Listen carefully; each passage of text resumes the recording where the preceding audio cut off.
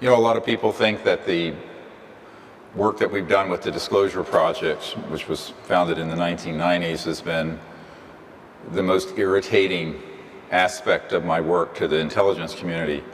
In reality, it's the Close Encounters of the Fifth Kind initiative. Because in 1992, when we first made contact with a group of people, this got on the radar of the intelligence community, and they knew that we had come across the Rosetta Stone of contacting and communicating with interstellar civilizations, and it worked. And that's when the head of Army Intelligence, CIA, NSA people approached us. This is, in fact, cosmic disobedience on a grand scale, where we're going to bypass the sociopaths in these covert programs and do this directly. And by doing it directly and making contact directly, all of us are going to know what the truth is. You don't have to go through a proxy or someone who's telling you secondhand. But it also creates a movement globally to show these civilizations that there are people on this planet who are enlightened and conscious and peaceful, which is the majority of humans. And I think it's very important that we take back the narrative which they're trying to foist on us from the government through all the stuff that's coming out right now in the media, on CNN, Washington Post, New York Times, that is clearly being constructed to give a little bit of information, but a big narrative that there's a threat from outer space, that it's a threat to our national security, that is invading our sovereignty, which is completely false. And they know it's false, but they need another enemy to get the military-industrial complex funding expanded to another order of magnitude larger than it is now, and also to control the narrative of the human future that goes through centralized control in war versus empowerment of each individual and true liberty and freedom for everyone on this planet. So this entire movie is about the empowerment of people coming together to make contact, and we're just going to leave the Pentagon and the CIA and all these classified projects behind, because we are much more powerful than they are, and they know it. And this is why, in the early days of my founding, the CE5, we call it, initiative, Close Encounters of the Fifth Kind, the most dangerous threats came into my life. It wasn't the Disclosure Project. They're happy if this subject is disclosed, so long as they can then hijack the narrative and spin it in the direction of a threat. But by having millions of people go out making direct contact with these civilizations and bypassing those control systems, it's like a denial of service situation on the internet. We'll have so many millions of people doing this that it overwhelms the checks and balances that classified projects have to stop real disclosure from happening. Because real disclosure is humans making contact with these civilizations directly. And these civilizations are waiting for us to do it. And so this is our opportunity. This is our moment. And it really is we, the people, that have to do it. So I would say that when people hear that in 1992, there's a group of people on a beach, we made contact, 4 ET craft appeared. It was on the front page of the Pensacola paper. That is what started the intelligence community coming after what we were saying and doing and trying to intercept it. Because what is more powerful than millions of people making a change happen that's for the good? It's the same thing with the civil rights movement. The civil rights movement would have never happened from the top down. Even the Kennedy brothers did not want to step into that mess. It took a mass of people, not just Martin Luther King, but millions of people all over the country doing sit-ins and lunch counter sit-ins and buses and what have you, to change that direction of our civilization out of Jim Crow onto a society that is, while not perfect, is more open and inclusive than it was. Well, the same has to happen here. We have to do that, and it isn't going to happen by the President of the United States.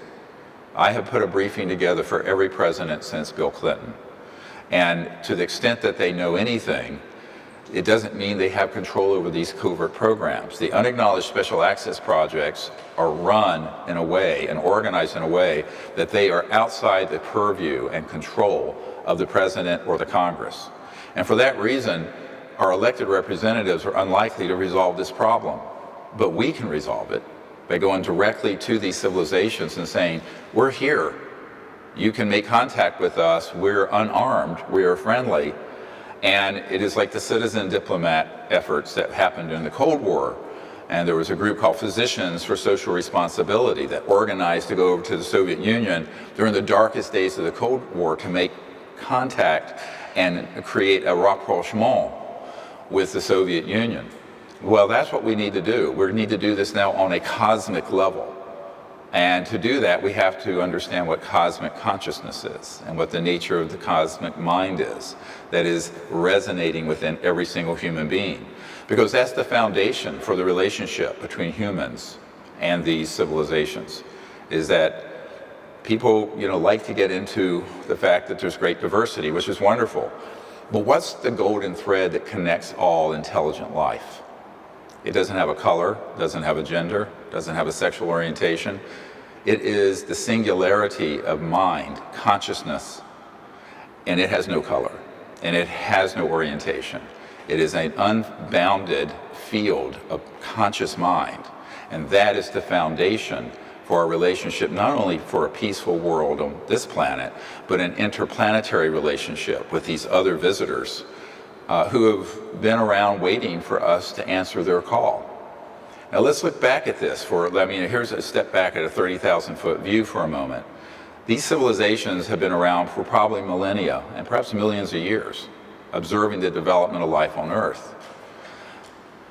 But about 70 some years ago, we started detonating things called atomic weapons and nuclear bombs, which are highly disruptive to the possibility of life on this planet going forward. So we began to have an epic level of contact from these civilizations because they were concerned of two things. One, we could destroy our own planet, which I think they have an interest in. And secondly, we could become eventually an existential threat to them. And so what was the response, however? We developed weapons to shoot them down, electronic warfare weapons. We had a militarized response, and meanwhile the public was lied to about it. So this dysfunctional relationship is the result of 70 years of secrecy that was born out of a militaristic view of something these military guys didn't understand.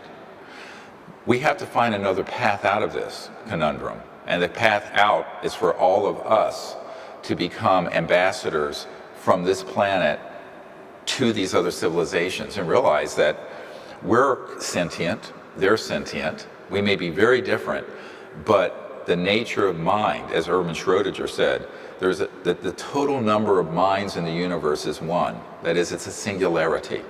So there's one conscious field in the cosmos resonating within all things and all beings.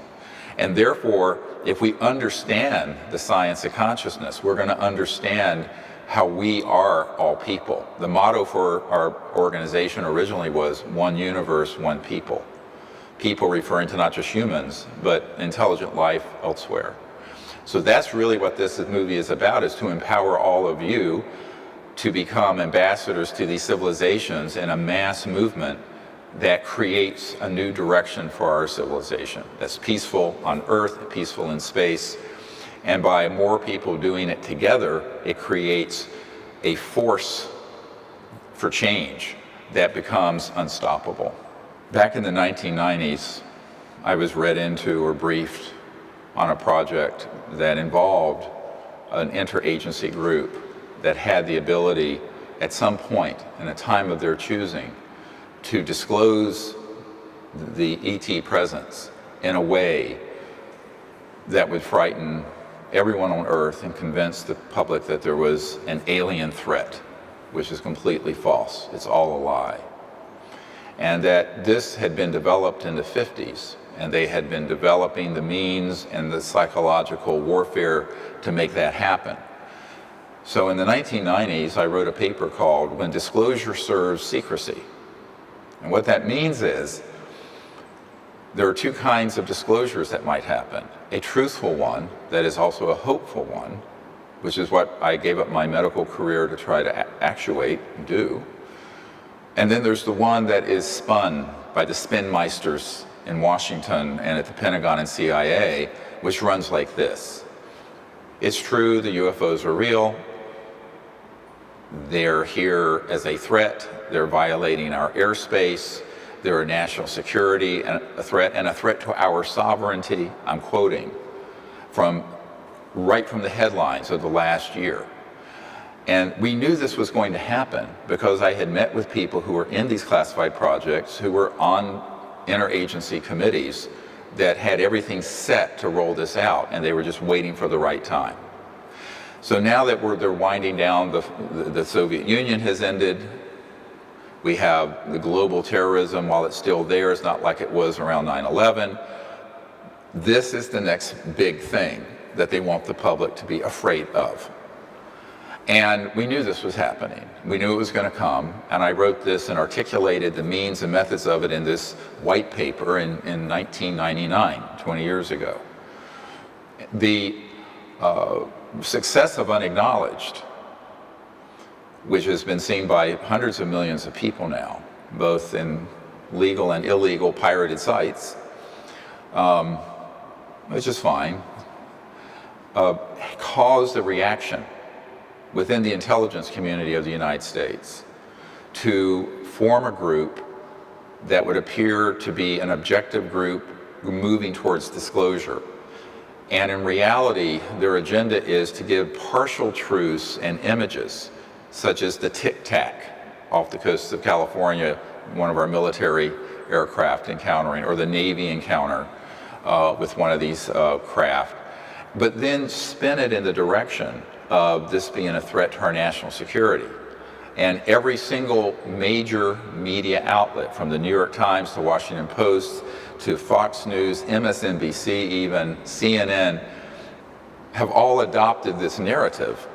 And it's because, as Danny Sheehan and others on my team have stated, even the Air Force Office of Special Investigations officer, Richard Doty, admitted that he would bring bags of cash to national security editors in the major media to get their cooperation in this narrative. And Mr. Sheehan had seen a document that listed 42 people who were dual purpose at major media and also on the payroll of the CIA or some agency of the national security state. And so what the major media has begun to do is to cooperate with the intelligence community in reporting all this information out, but with this peculiar spin, very subliminal at this stage, very quiet, that it's a threat. That comes up over and over and over again. Now the danger of this, of course, is that this is exactly what all fascistic demagogues do to an innocent target, whether it be Jews in Germany or African Americans in this country. There will be or immigrants or whatever it is, or gay people. They will create sort of a boogeyman effect to try to get people mobilized against it. And as one member of a royal family told me, we need to do things so that the public will accept in blood and treasure the sacrifices needed to have an interplanetary war, I'm quoting. So this is a very grave issue. People don't realize how dangerous what's going on is, and that we have to create a different narrative, one that's based on truth and a hopeful future where humanity goes forward as a peaceful civilization on Earth and in space. Because we have reached the point where if we do not get this right in the next few years, we will be past the red lines of what a civilization can go, how far it can go before we face an extinction level event. And we are at that point right now. I left my medical career as an emergency doctor, ER doctor, because I recognized that the global situation is a genuine emergency, not just geophysically, environmentally, and geopolitically, but in this covert realm. you have people who are hell-bent on creating a new and larger enemy. And this plan was developed in the 1950s. And now we're seeing it come to fruition. And this is why we're bringing this information out right now, so that hundreds of millions of people can learn how to directly make contact with these civilizations as ambassadors of peace and goodwill from humanity, and transcend the madness of these people who are hell-bent on conflict, endless war, and control of the population through fear and fear-mongering. Well, there's some organizations that have surfaced that are populated with people from the national security state and the intelligence community that is a cutout. It's a function. They're operating as if they're an independent organization, but they're actually taking their marching orders from the majority intelligence committee, MAGIC, M-A-J-I-C, that has the policy control over the UFO subject. Those people, who I don't want to name, it's not important who they are, or the organization, have succeeded in getting a certain amount of evidence, which is not nearly as strong as the evidence we have in the Disclosure Project, but to hand it off to the national security editors at the New York Times, Washington Post, CNN, and elsewhere, and get global lockstep coverage of not only the information, but and that's the sweet outer coating of this poison pill, is like, oh, there's a cool UFO sighting here. There's a really cool craft, being chased by a jet. But inside the poison pill is this toxic narrative of it being a threat. And we have found that this is exactly how the media has been controlled by the intelligence community in the post-World War II period. That they will cover things in the way and with the narrative that they want, the intelligence community wants. And it's sort of a myth that the mainstream media acts independent from the national security state and the directives coming to them. So the public needs to be aware we need to create an alternative media that isn't dependent and isn't beholden to the national security state the way the big mainstream news media is. Meanwhile, we have to also accept the fact that we don't have to have a plurality or a majority. This is not a political election. The studies in the science of consciousness and in social movements have shown you only need a very small percentage of the population, maybe 1%, maybe less, to be organized and coherent to cause a huge social change. And so this has to give us great hope, because we're not looking at a 51% situation like a political election. Because of the nature of consciousness and non-locality, entanglement, which you'll learn in this film what this means. It means that a group of people with a very clear intent and coherently organized and working together, even though they may be 1% or less of the population, can shift the whole direction of society into a positive path, away from a destructive extinction level event path. So that's the big challenge, and it's no surprise to me that this has happened. We predicted it in the 1990s, that eventually the whole disclosure global effort that I founded in the 90s would be hijacked by these elements.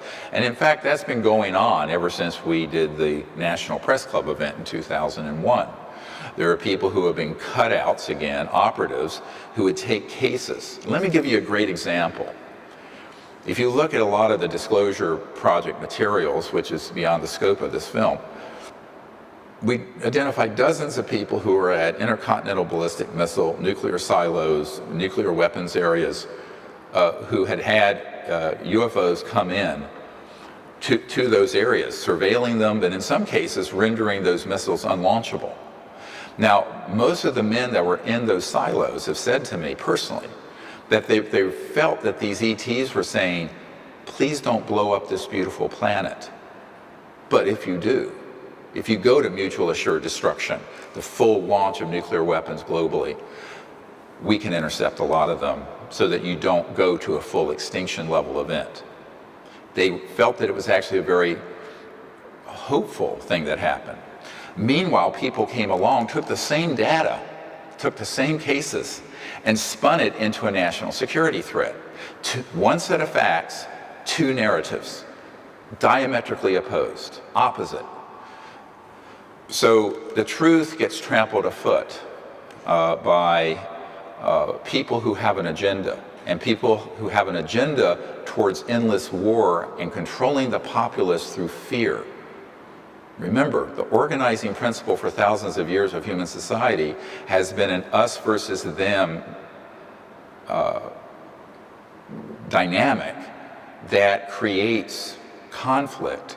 And the people who masterminds behind the conflict know that that's how they can control their populace. Create a new enemy.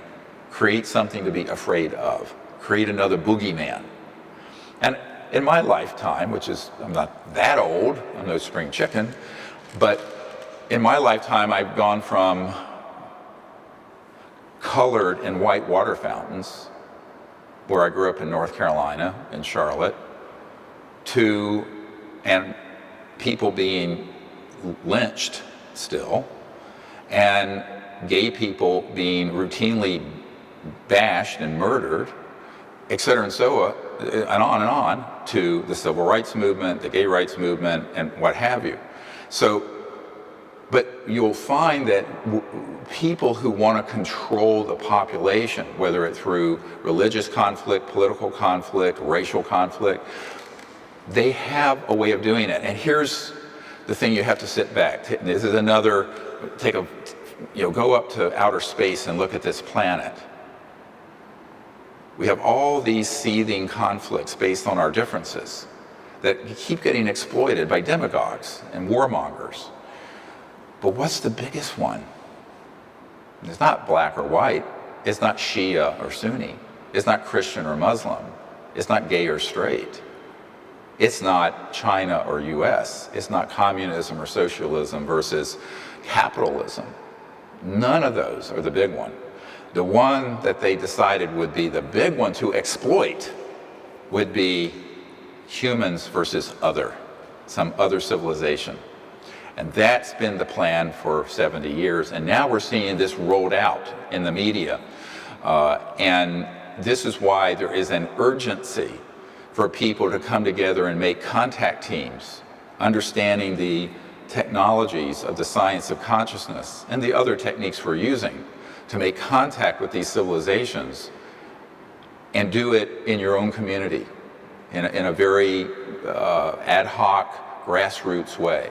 Because that can change the direction, but it also will say to these ET civilizations, these advanced civilizations have been knocking on our front door and back door and basement and our bedroom windows for decades, trying to get an appropriate response.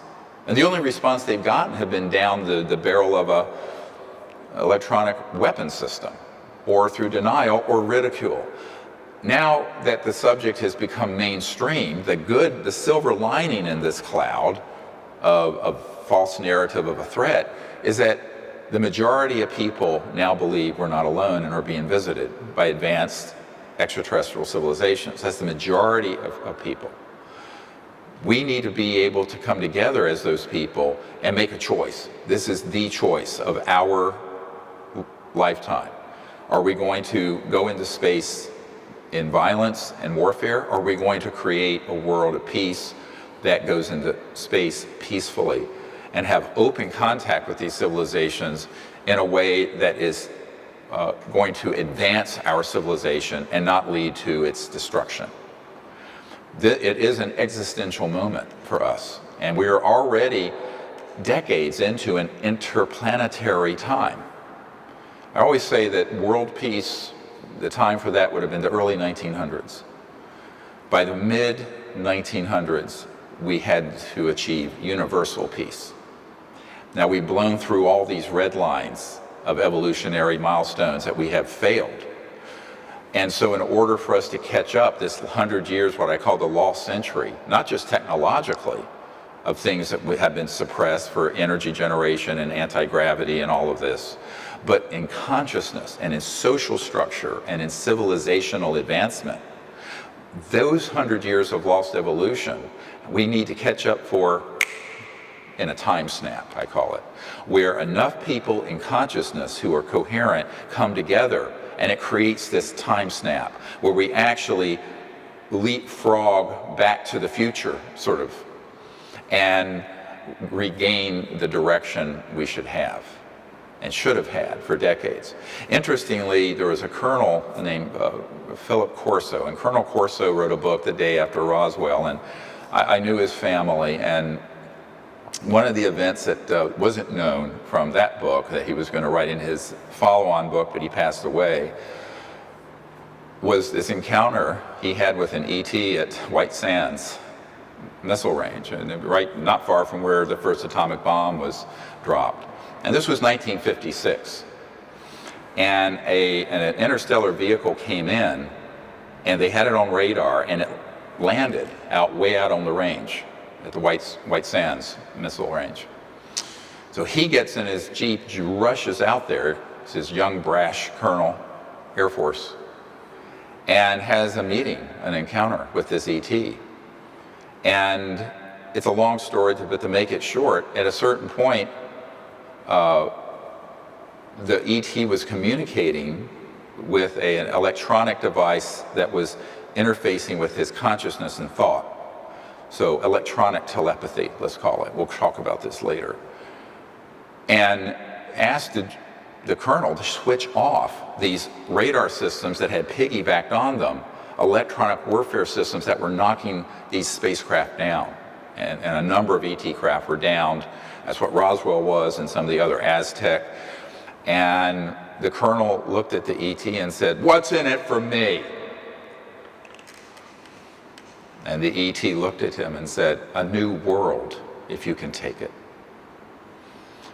And what that meant is that the technologies that were already being developed that dealt with free energy, zero point, anti-gravity, advanced energy and propulsion systems so there would be no poverty or pollution on this planet, were being offered to us. But the quid pro quo was that we'd become peaceful and go into space peacefully. And the colonel didn't know what to think of that. Eisenhower subsequently had a meeting near what's now Edwards Air Force Base, Muroc, where that was pretty much on the table with an ET civilization. But the military-industrial complex, as Eisenhower called it, circled their wagons and made certain that we would not become peaceful, that we would expand the conflict with the Soviet Union, that we would advance further into hydrogen bombs, nuclear weapons, and the Cold War, because it was very lucrative. And we missed that boat. That was an opportunity. I was 1 year old. I was born in 1955. By 1956, we should have made a decision, a choice, to live peacefully with our interstellar neighbors, let this information and technology out, and become a civilized planet. A civilized planet, as Michio Kaku talks about, that's level one. Now, level one civilization means you're not at war, you're not killing each other, and you're not destroying the biosphere in order to have an advanced technological civilization. All of that could have been achieved 60, 70, 80 years ago, technologically. These ET civilizations are observing our behavior, not only in terms of weapon systems and going into space, putting weapons on these satellites that we have in space, but also our environmental destruction.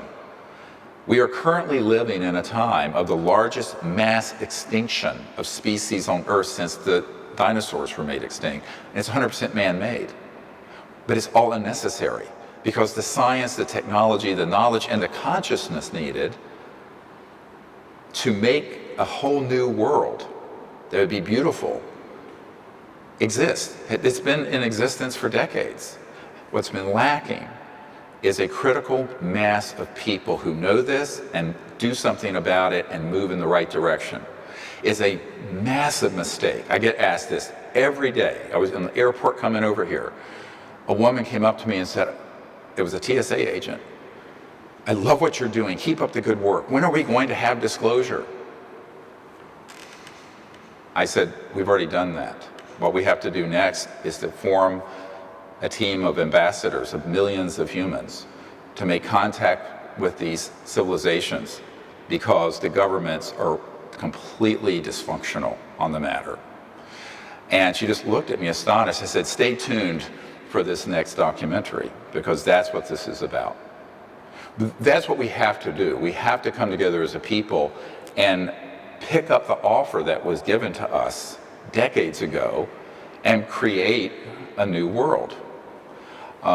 If you can stand it. It was an interesting turn of phrase, because if you can take it, can you take it? It's being offered, will we accept it? Well, if we don't accept it, it won't happen.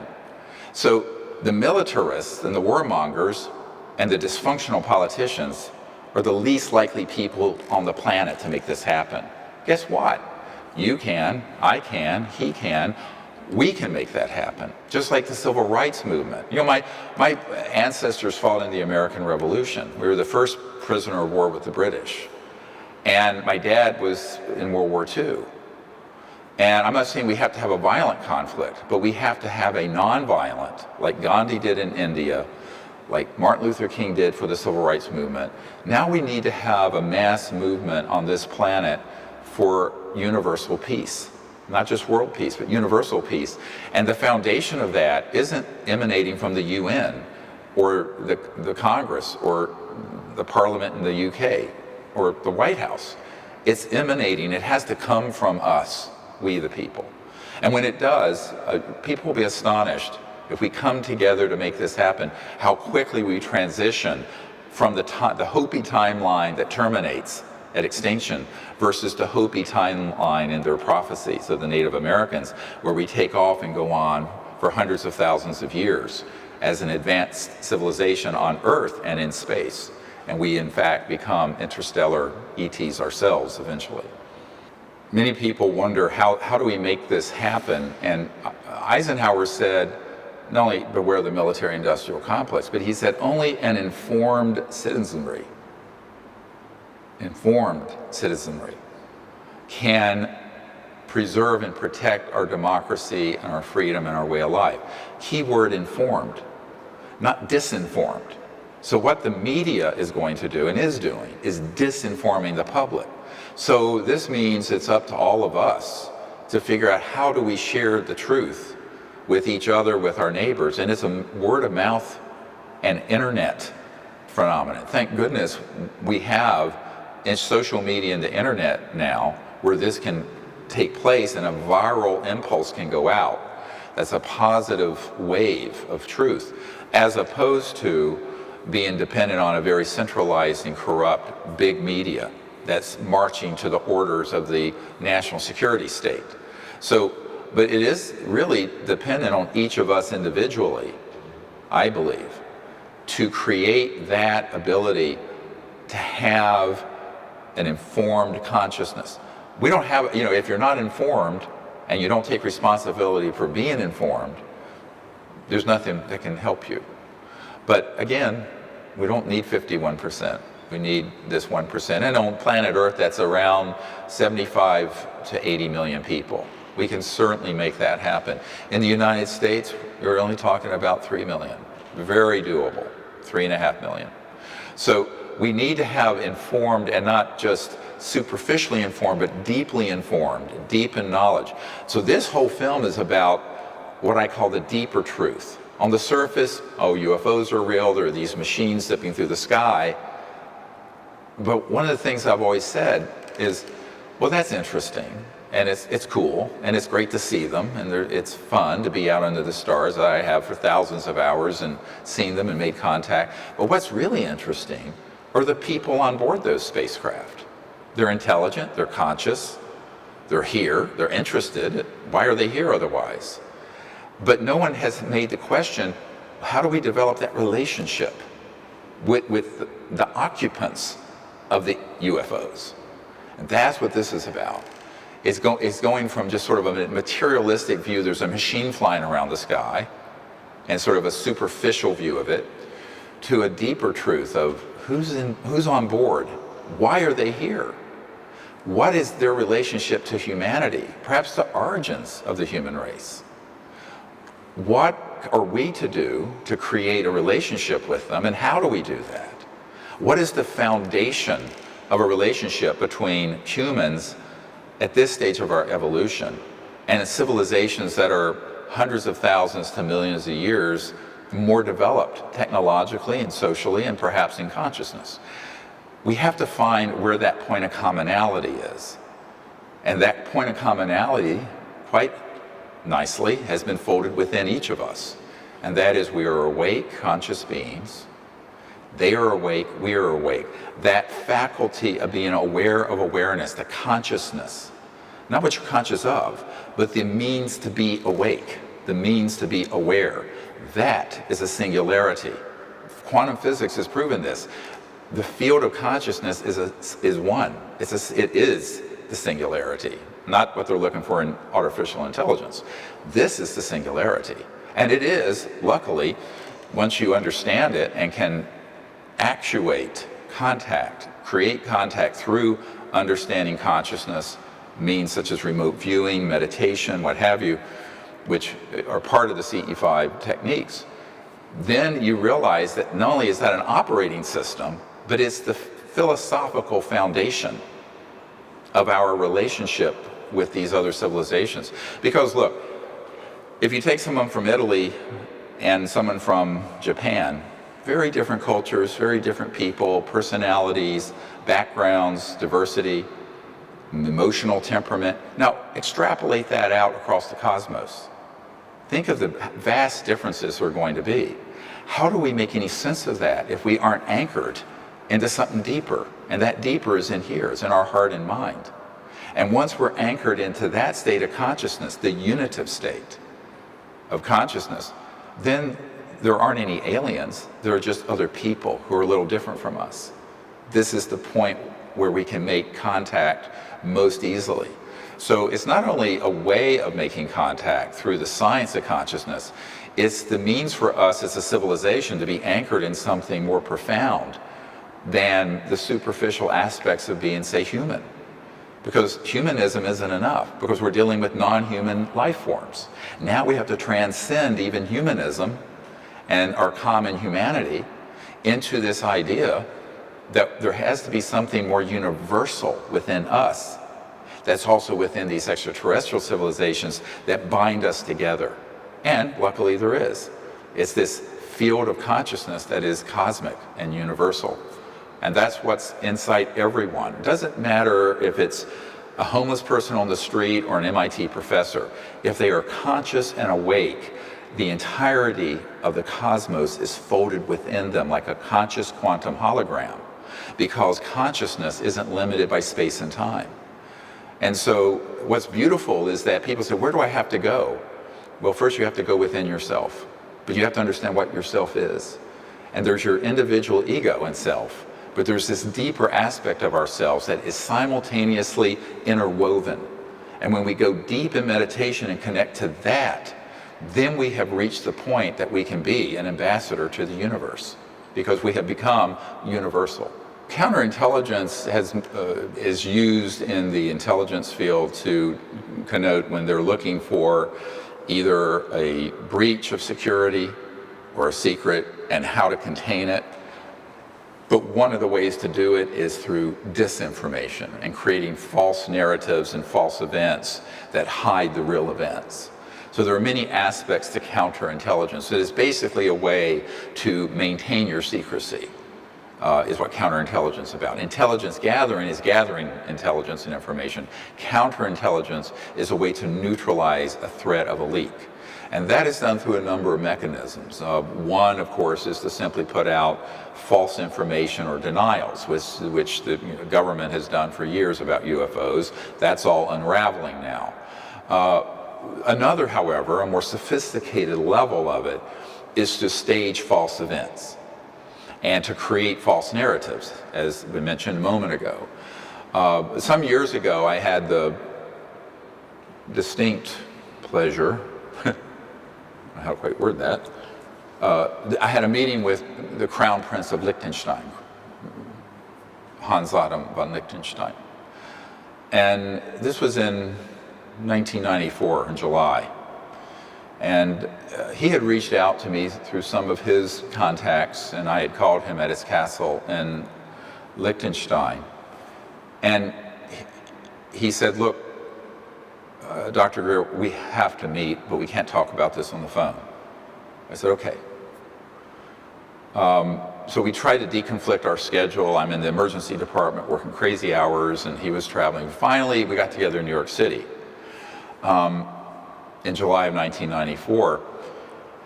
And before I got to the meeting, I got a courier, a FedEx that came in from him, from the Crown Prince of Liechtenstein, that said, your efforts to effect disclosure are noble, but they will not be able to be permitted, and not for the reasons you think. I said, well, this is interesting. Because he knew of my briefing the CIA director and others at that point. So we go to this meeting, and I'm at his place there in New York, and he said to me, in 1989, now this would have been 5 years earlier, a group of us were trying to do disclosure, and it involved Mikhail Gorbachev and President Bush, Sr., himself, and the UN Secretary General Pérez de Cuellar. And in the course of us putting together the high-level planning meetings to do this, the Pérez de Cuellar, the UN Secretary General, was abducted out of his limousine in Manhattan. And in the course of this abduction, on board a alien ship, I'm putting in quotes, you'll understand in a moment, he was told by the aliens that if they did not cease and desist from their plans to disclose this information, that every world leader involved, including the President of the United States, would be abducted and dealt with. This blew up like an atomic bomb in the Bush White House. The plug was pulled on what the effort they were creating, and it did not go forward. Within 12 months of that, I had a visit from an extraterrestrial civilization asking me to start this project. Not a coincidence. Because I was the last stop on the F train. So I had no official standing. I'm a country doctor in North Carolina doing my thing. Anyway, so I said, okay, well, tell me more. He says, well, we've concluded, and it turned out his brother had been abducted out of the castle. We've concluded that we have to prepare the public for an interplanetary war. And in doing so, we can then also force the return of Christ. And I'm quoting.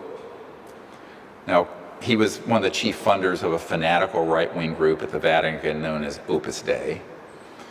And I just listened. He didn't know that I knew that the electronics and the means for that abduction for Pérez de Cuellar were run by a counterintelligence unit out of the national security state that had the technologies to simulate an alien craft and aliens run completely by military assets, and that there was a deeper part of these unacknowledged special access projects that were zooming even people like Papa Bush, Bush Sr., who was on the committee but had lost control of some of these renegade factions. This is a very complicated story. Unfortunately, people don't have the patience for nuance anymore, but I'm going to nuance this for you. So what happened is that Pérez de Cuellar being abducted caused them to stop that process, and it manipulated these leaders into going onto a war footing, or accelerating that war footing and accepting it. And unfortunately for Prince Hans Adam von Liechtenstein, he didn't have the information of the electronic warfare systems that could simulate an alien encounter or the existence of man-made UFOs, which is probably 80% of the ones seen. And I shared with him this information, and he confessed to me that the reason he was funding with some other people the work of the abduction groups, and putting a lot of funding into Bud Hopkins and David Jacobs and Linda Moon, all these people, was because they wanted people that would receive money from them to put information out to the public that would scare the public so the people would make the sacrifice in blood and treasure to have an interplanetary war. Now, this is 25 years ago. It was not a happy meeting for me.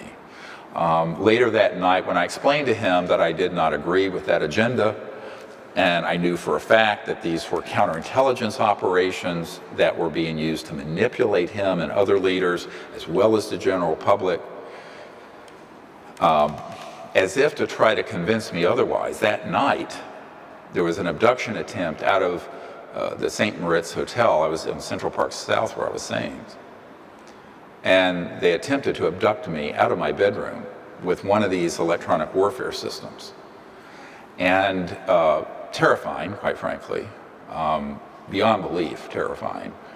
But what I did is that I went into meditation, called on the Great Spirit. My drop of my individuality became transcended to the ocean, and I transcended into this sort of deep peace samadhi state, and it stopped it. So it's a little bit, this is like the Shambhala warrior story, where, you know, the way to get around these sort of warfare systems is to become, if the drop becomes the ocean, they can't deal with the whole ocean. They can deal with your drop. So that's what I did. But it taught me a lot, because what it taught me was not only how deeply entrenched these counterintelligence efforts are at manipulating and setting up scenarios that are very convincing to people who have not been read into or briefed on the technological capabilities of these covert programs. And I think that counterintelligence at its highest function over the last 50 to 60 years has been centered on what's called the stagecraft of hoaxing alien events that are completely man-made, so that the actual ET contact events get lost in all the fear and chaos. And that's what you do. I have a man who was on my team helping me for years who verified the Marilyn Monroe document of how she ended up being killed by some people at the CIA, that was based on this idea. And the man who did the analysis on the document was the right-hand man to the National Security Agency director, General Odom.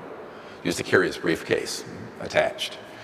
And this man, you know, told me, we have something called DDT. I said, oh yeah, the poison, the insecticide. No, it stands for, you set up a decoy event, it becomes a distraction, and then you trash everyone looking at it. DDT. That's what happened to Paris de Cuellar and Papa Bush Sr.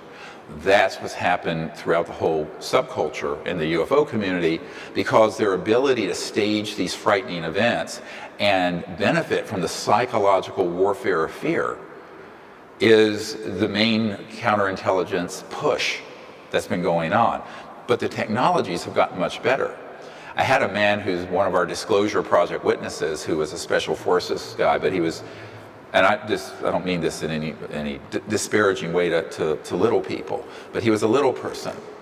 And so because he was little, they would make him up with, like in Hollywood, to make him look like an alien. And they'd put him on one of these man-made anti-gravity craft, and he and a team of people would go around and abduct people, making it look like an alien encounter.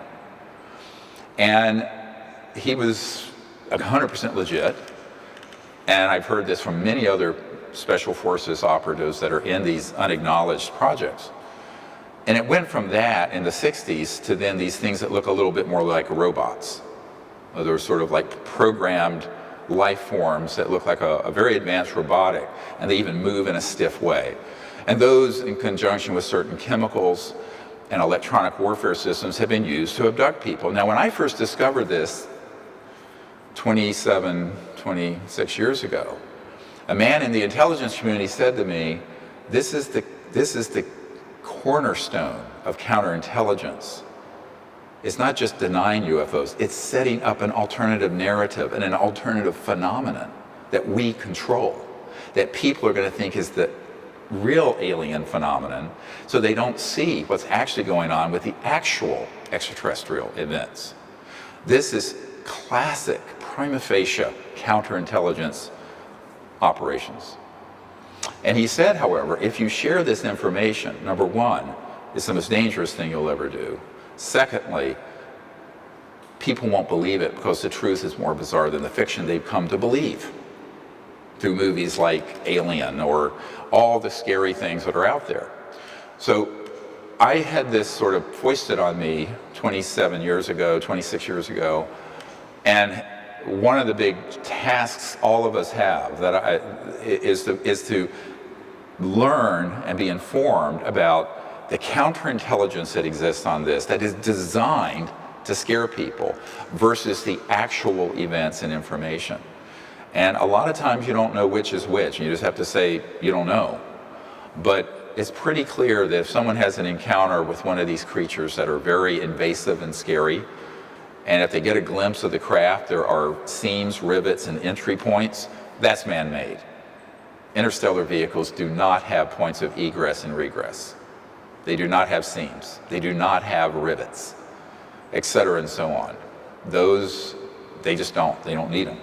And we can get into why, and we can get in a little bit. It's beyond the scope of this film, I believe, but we can talk about transdimensional interstellar manufacturing and what those craft look like, how they come into 3D, and what the technologies are behind their being able to exist.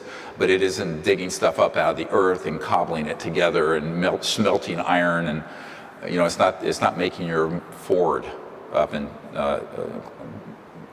Detroit. So I think this gets into this whole question of people, if you're going to go out into the stars, you've got to understand that if you're in a clear space, you can make contact with actually the ETs. And the rate determining aspect of this is, what is your intent? What is your intent? The question of your intent, not the ET's intent. If your intent is to make peaceful contact, and you're doing it for an altruistic reason, something bigger than yourself, they will come. If you're a selfish narcissist, they're not going to come. They're not. My experience over the last 27, 28 years of dealing with the national security state, I remember I started out with the head of Army Intelligence and briefing the CIA director. So I started out at the top of that and then got pulled in to the unacknowledged special access projects from people supportive of what I was doing.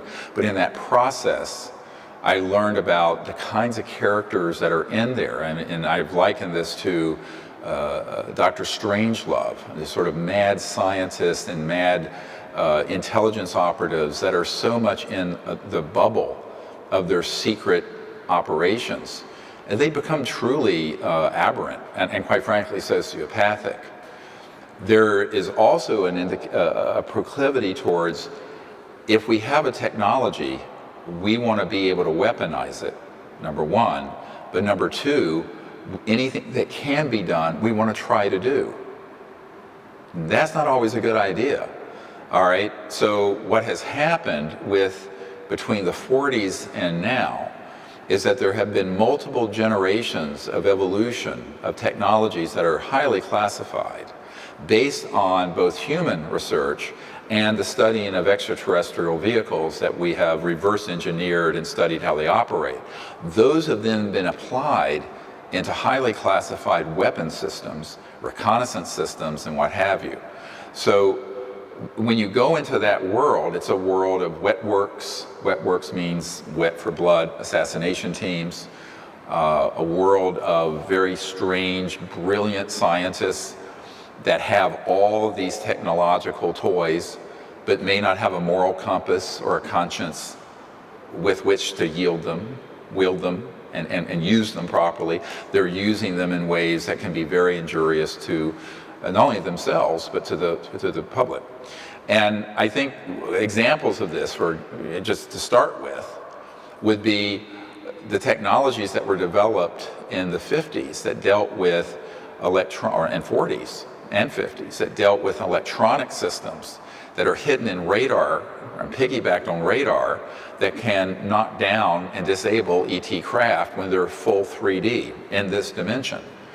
But that then got picked up to putting sensors on satellites in space that are called neutrino light detectors. I know the man who invented this, and the National Reconnaissance Office seized his brilliant invention that could have been used for wonderful communication and other systems, put it on satellites. He couldn't do anything with it. They just seized it. It's what a national security order is, an NSO. And they pick up ET craft when they're stepping down out of trans-dimensional space-time, resonating faster than the speed of light. And then they step down into 3D. At that instant, they emit a kind of neutrino light scatter that can be picked up by these satellites. They then lock onto them and try to hit them. So we have a situation where when I briefed, for example, the head of the Defense Intelligence Agency, 3-star General Patrick Hughes, or what's recently come out in the media, my briefing with Admiral Wilson, who is the head of intelligence for the Joint Chiefs of Staff. These were men who were not read into these projects, but were responsible for the security of the United States and the Western world. But when they made inquiries into this, they were denied access. Now that is absolutely true. I was the man who did the briefing, the stand-up briefing for them. And what I learned was these Dr. Strangelove operatives and scientific operations that are all in SCIFs, which are secure communication information facilities that are underground and are electronically sealed. Those technologies are in their dozens of generations of development since the 40s and 50s. But a lot of your senior officers in the Pentagon, even CIA, never mind politicians, they have no idea these things exist. So you have two parallel universes. And there's this subterranean universe of mad scientists and intelligence operatives who have these bizarre, honestly, I can't even say to the public how bizarre some of their belief systems are in terms of a sort of this eschatological worldview, like the Prince Hans von Liechtenstein was saying, where we have to set up a scenario so the world comes to an end, so Jesus will come back on a cloud. I mean, this is not. I mean, it's nuts, but it's true. So I went through the sort of down the rabbit hole back in the early 90s with these folks. They were trying to recruit me into that world. I was savvy enough not to go there. They offered me $2 billion in 1992 to shut down our contact effort with these star people and join their little group. I said, no, thank you. They went to my wife, tried to convince her. I said, no, thank you. And people are astonished when they hear that. They say, are you making that up? I said, no, it was $2 billion. When $1 billion was a lot of money in 1992. It's still a lot, but they were doing it because they're afraid of the power of mass consciousness totally derailing their 70-year plan they've spent trillions on to create the next big enemy in space. So it would have been a very good investment for them. But people have to understand that whatever you think, there's a man that I'm working with who's just defected from these covert USAPs, unacknowledged special access projects. He had baseline clearance across 18 of them, which is very rare. Out of 5,000 to 6,000 people in those USAPs, there were only 3 people who had baseline clearance. And one of the things he shared with me was, he said, if the public has no idea how advanced these Dr. Strangelovian technologies are, that we have, not theoretically, but that are fully operational. The president doesn't know. Most of the Pentagon senior officers do not know. Rarely someone in Congress would be read into this and know. And if they are, they're part of this cabal of secret operations. And so the public is very vulnerable to deceptive indications and warnings. This is the proper military term for a false flag. And that is precisely what they're beginning to ramp up through the New York Times and Washington Post, is a massive false flag event that people say, when is that going to happen? I said they began it in the 50s and 60s by staging mutilations and abductions and putting all kinds of false information and false narratives out there. So that's already been done psychologically. The sort of the crescendo of it would be, the beginning of events that they will portray through the media as an alien attack or an alien threat, which is what we're seeing now. But the technologies to affect that have been around for decades. I'll give you an example. One man who was on the committee, again, these are often interagency and corporate committees, sort of a hybrid of super secret military and intelligence and corporate operations. And he was on this group in 1974, 45 years ago. And he said at that time, he was read into the project that had been around for quite a while already, where they could hit a button and bang, there would be events that would take place all over the world that would look like UFOs and alien, completely under classified operation control that would fool everyone, almost everyone in the Pentagon and the White House, because they're not read into their existence. And this is one of the things that has worried me the most. The thing that keeps me up at night, amongst other things, is knowing that those technologies exist, but the people who are usually, most of them are fundamentally good people who are in the Pentagon and CIA, believe it or not, and in government. Most of them are not blatant sociopaths or Dr. Strange-Lovian nuts who want to ride the nuclear bomb down as it crashes into the city below. They're people who are really trying to do the right thing most of the time, like Admiral Wilson and General Hughes, who was the head of the Defense Intelligence Agency. He was a victim of the secrecy and would not be read into these projects. The reason I went and did that briefing was to warn him of these deceptive indications and warnings, these false flag operations, which would catch him flat-footed.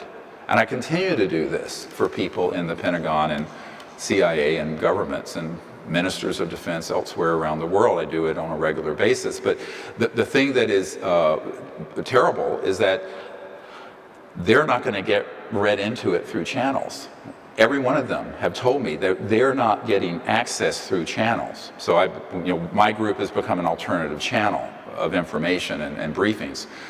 But what that also means is that if they don't have access through channels, they don't control the levers of operations, which, let's take this to another level, at the presidential intelligence level.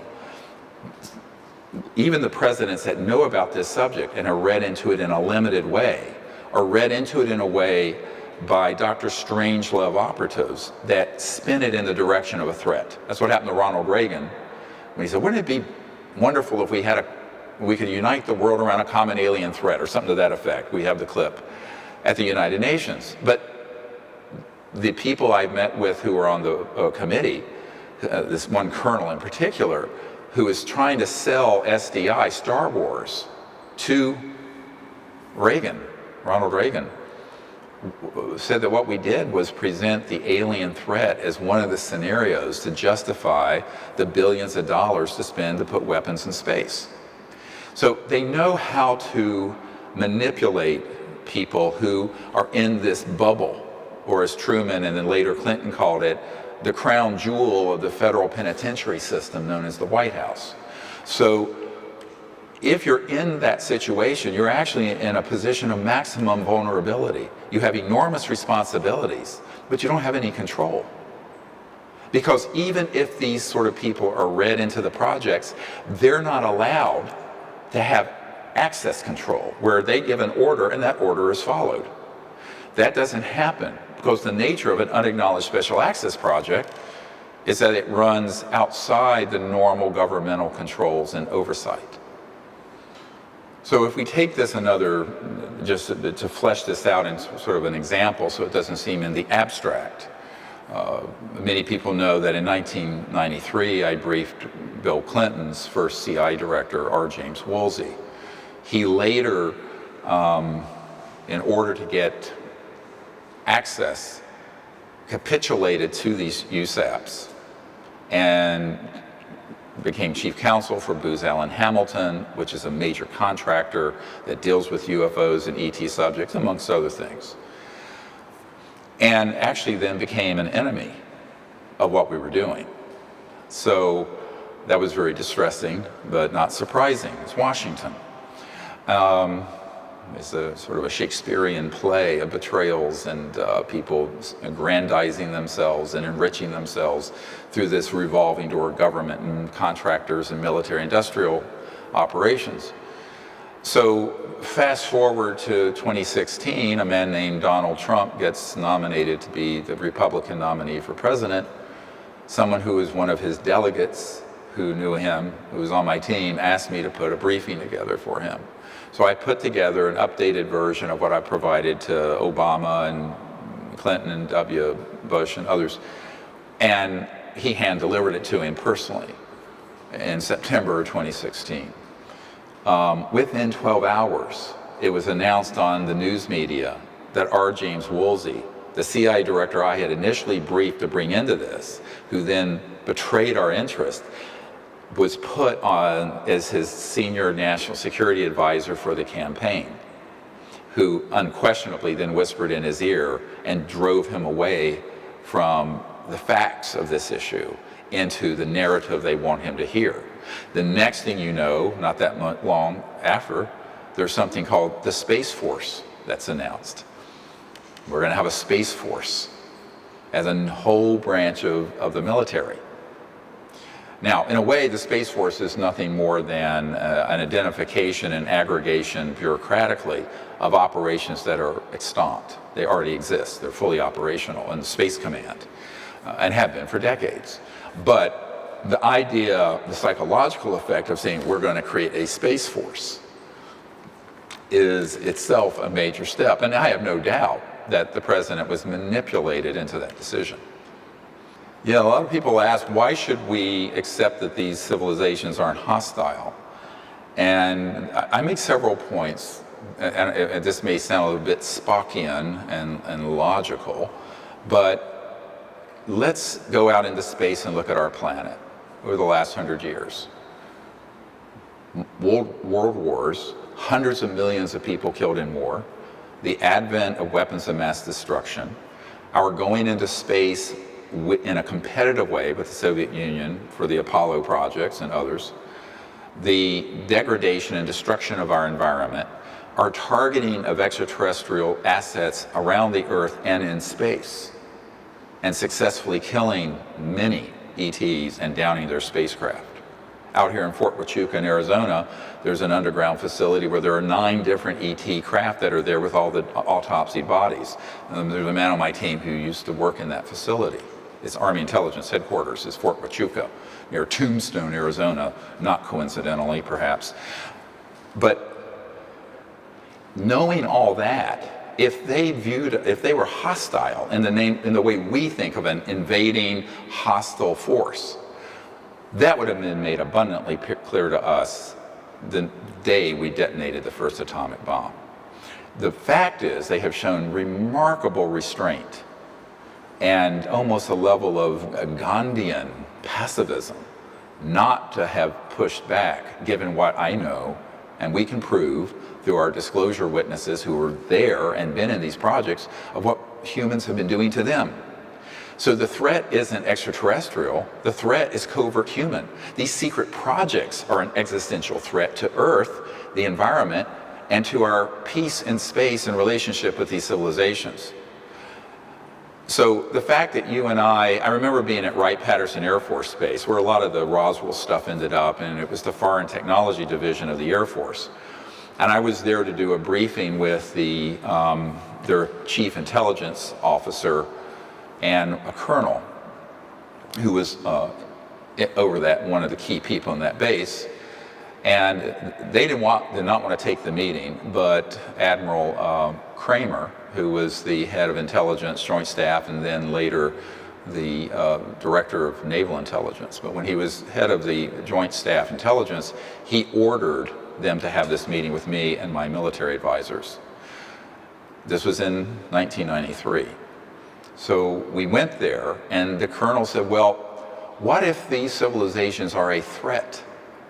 He was trying to bring me into that view. And I said, sir, with all due respect, given the galactically stupid things you have been doing, if they were a threat, you would know it by now, and we would not be having this conversation and breathing the free air of Earth. It would have been point, set, match, over. All right, so let's step this a little deeper. What are the technologies that would permit an interstellar civilization to go from one star system to another? Now, we're not talking about Elon Musk's SpaceX or the Apollo rocket. We're talking technologically advances that are in the hundreds of thousands to millions of years past what we have operating on this planet. Those technological breakthroughs, if they were weaponized and in the possession of a hostile force, would be so devastating that you could target a planet and turn it into a pink mist floating through the cosmos if you were a hostile entity. What I have discovered in our contact with these civilizations, and we have had many hundreds of contact experiences with our CE5 teams around the world over the last 30 years, is that none of them are hostile, but quite a few of them are very concerned about our hostility and are doing things to try to contain that until we grow up and become peaceful and become a level 1 civilization. At the same time, we have an evolving situation where our technologies increasingly are going out into space, outside Earth on satellites that can target objects out further in space that are electronic weapon systems. And those are getting more and more and more efficient. This is a very big risk to the future of the Earth. Then you look at this a little bit more deeply. There are so many people that have had contact with these civilizations. And the message is universally one of a heightened awareness, of an enlightened awareness, a concern about the environment, concern about peace. The narrative just isn't there from people who've had actual contact. And I will say that I've headed up a team of people that now involves tens of thousands of people around the world, where we've gone out and made contact, and the only time I've been afraid or we've been in harm's way is when the military have piggybacked on that operation. But we've never had a frightening, damaging, scary event. So I tell people, the ETs, the proof is in the pudding. When you make direct contact and bypass all the internet gossip and internet, sort of scaremongering or the mainstream media narrative, go there and do it yourself. Seeing is believing. The proof of the pudding's in the eating. Go eat it. Go out there and make contact. What you're going to find is that these civilizations are unbelievably advanced, enlightened, and peaceful. And they're here to help and understand, but they're not going to fix this planet for us. We're the children of Earth. We take the lead. They're there to assist. But we're the primary movers. We are the primary movers on Earth, not these civilizations, and they know that. And as a civilization, we will never grow up to the stage of a mature civilization that's peaceful, a level 1 civilization, if it's done for us. They're not going to land on the White House lawn and force us to become peaceful and enlightened. That doesn't work any more than invading Afghanistan and expecting we're going to impose Jeffersonian democracy on warlords that are locked into the Middle Ages still.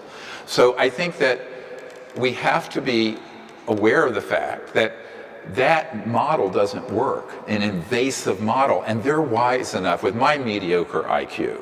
If I have figured this out, they have, because they're cruising around with IQs 400, 500, 600, equivalent to a human IQ level. So they know that this is the way we have to proceed, is we have to be the primary movers on this planet, but they need points of contact, because the points of contact they tried to make in the government have been a disaster. So it's now up to us. It's up to every one of us, not me. I mean, I'm getting old and tired, but it's up to everyone on the planet and the generation coming up behind, my children and grandchildren. I make the point, when I started this project, my children were the ages of my grandchildren now. That's a whole generation. Let's give the devils their due. Devil's advocate here for a moment. Let's say there is one or more civilizations out there that do not have our best interests in mind. What's the response going to be? an armed conflict, which we would lose, interplanetary war, which would terminate all intelligent life on this planet. The response, the only safe, wise response, if that were true, would be exactly what we're doing with the CE5 initiative. It would be making contact with those civilizations, creating a dialogue, engaging in ambassadorial level, but very highly conscious purposes. Isn't this what Gandhi did? He didn't take on an armed conflict with one of the most powerful superpowers in the world, the British Empire. That's not what he did. And yet he prevailed. So even if you were to make the argument that there are civilizations out there of which we should be concerned, about which we should be concerned, even though there's no evidence for that, what we as a civilization must do would be exactly what we're doing with the CE5 initiative, which is to enter into a dialogue and a rapprochement diplomatically from a higher level of consciousness than armed conflict. Because there's no way, if there's no way to survive mutual assured destruction between Russia and the United States in a nuclear exchange, there certainly would be no survivability of an interplanetary conflict when you're dealing with civilizations that have technologies 1,000 years or more past the nuclear bomb, and our covert programs have weaponized technologies that are also more advanced than a hydrogen bomb. That exchange, that conflict is a non-survivable extinction level event, full stop. For that reason, the only possible future is one of world peace and universal peace, interstellar peace. That's the only possible path forward. That's just a fact. A lot of people who have had experiences with UFOs and what they thought were ETs, in fact, are counterintelligence frightening scenarios.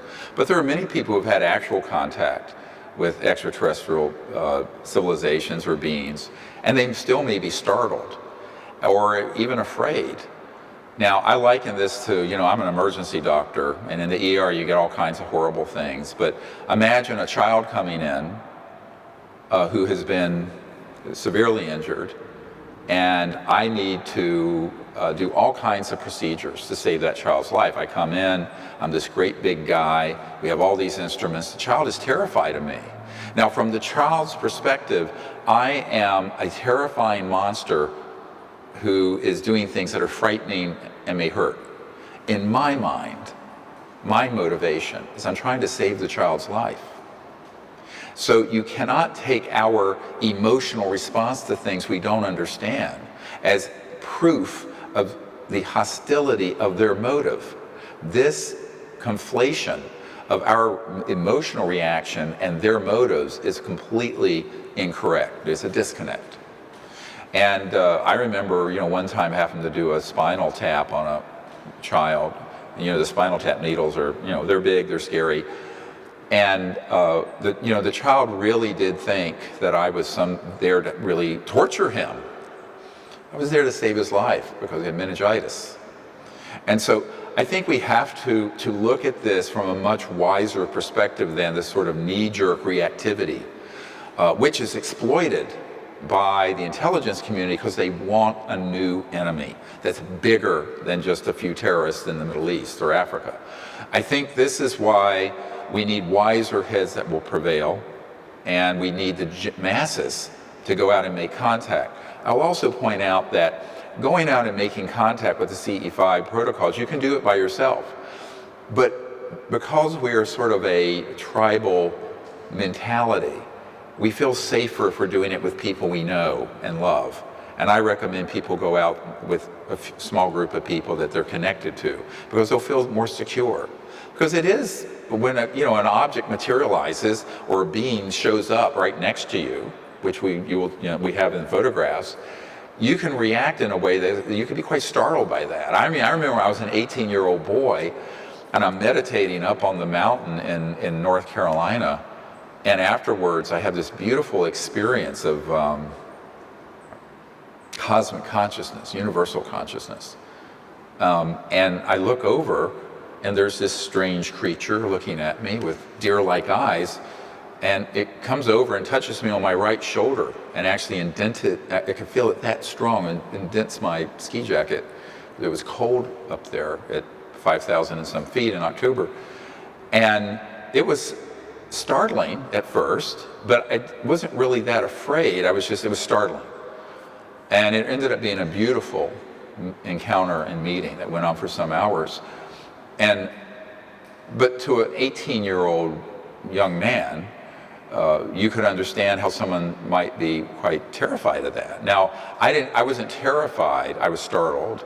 And then I kind of recentered myself and breathed through it, and then had this amazing experience where we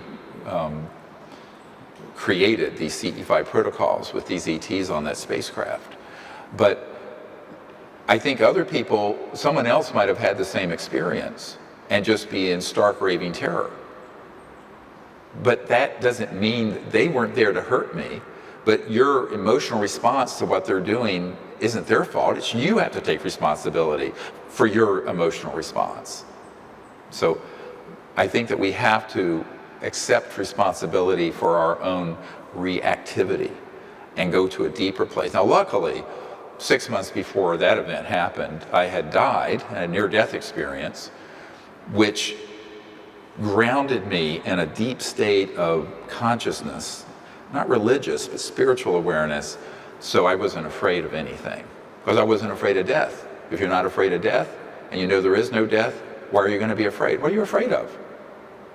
There's no fear, because you've reached that point of a sort of a spiritual warrior where you're not going to be afraid, that was a lucky thing that I got so sick and died when I was 17, I guess. I mean, it was terrible, but it was lucky and helpful to what I've been doing since.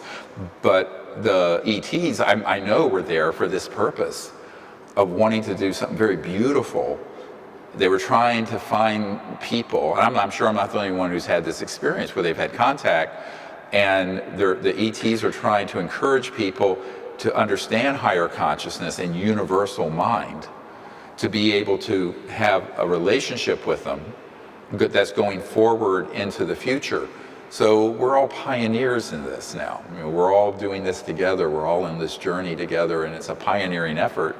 And every week we go out under the stars with our team. There are new things that happen, beautiful things that I've never seen before, and I've been doing this for thousands and thousands of hours out under the stars.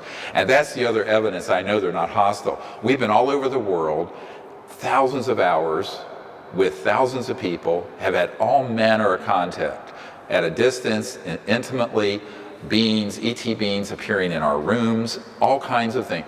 No one has ever been harmed. No one has ever been harmed at all, or frightened, because we're approaching this in that context. Well, consciousness is simply the ability to be awake.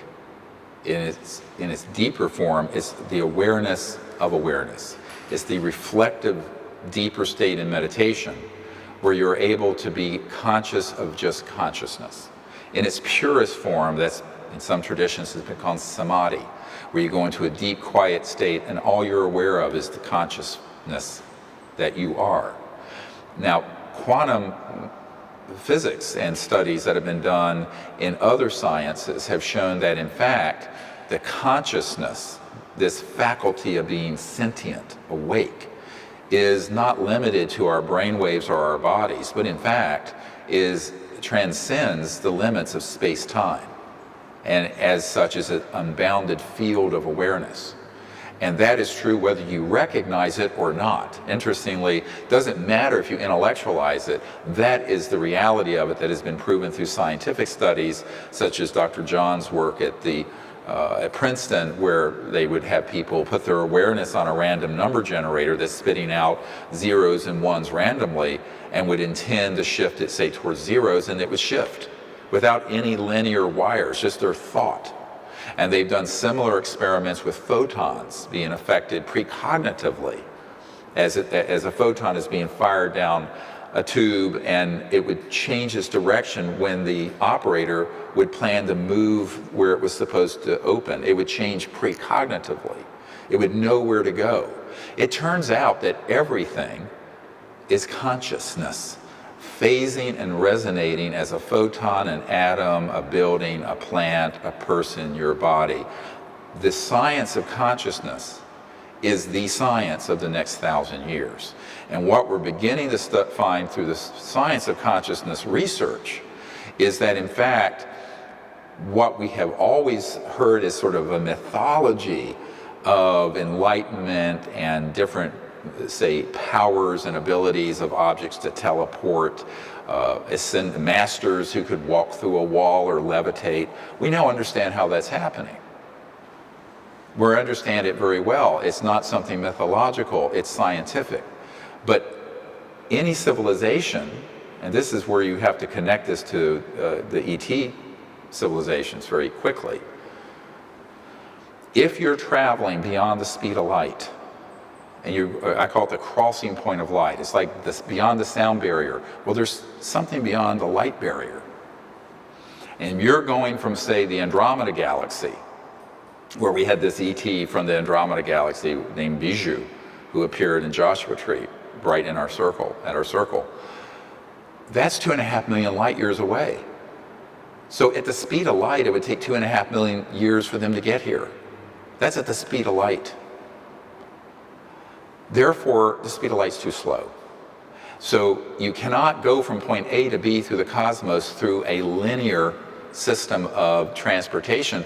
Moreover, you cannot communicate through those distances with something at the speed of light, which is what your cell phone and all these radio frequency electromagnetic communication devices we use now on Earth are using. Those are at the speed of light, too slow. So any civilization that is here, that is interstellar, by definition is transdimensional. They're passing through other dimensions and dropping out of linearity of point A to B going this way and going from A to B, boom, almost like a teleportation where it's that resonant effect from point A to B. But the physics of that for an entire spacecraft and everyone on board to do that is quite advanced. The equations, the mathematics, we know what those are. I know guys who've worked it out down to the equations. Of course, they're in USAPs.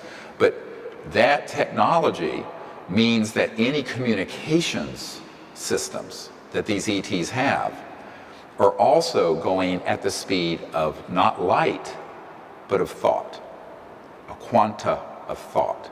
Now, let me get really clear about this. We think of consciousness and thought as this sort of amorphous, irrelevant, interesting, but mystical thing. But the central operating system and communication system for all interstellar civilizations is consciousness and thought, and technologies that interface with them.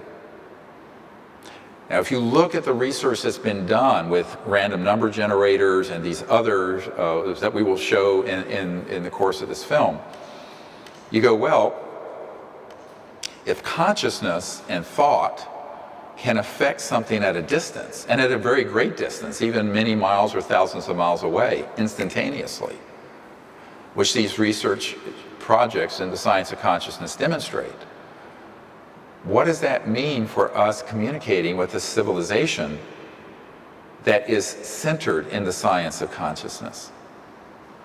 And that is their chief operating system. It's not electromagnetic. They use it, but it's beyond that. So now add to everything we know about the internet and communications and telecom, and then add a deeper level of trans-dimensional physics that involve electronic devices very clearly picking up intended coherent thought. That's what you're dealing with.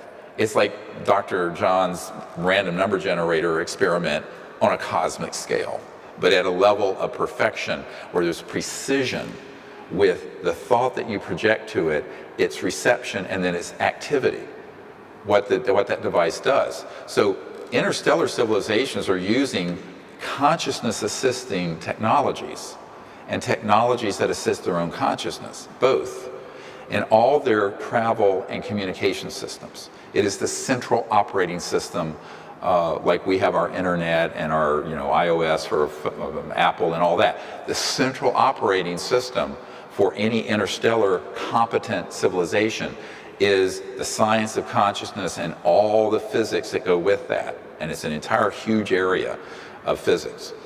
Because as you go beyond the speed of light, you're crossing into dimensions that are increasingly obviously conscious. I'll give an analogy. I like this story of this Lockheed Skunk Works top secret witness who defected. And he told me the story, ostensibly for the Disclosure Project. He was telling the story of the radar encounter they had with one of these ET craft way back.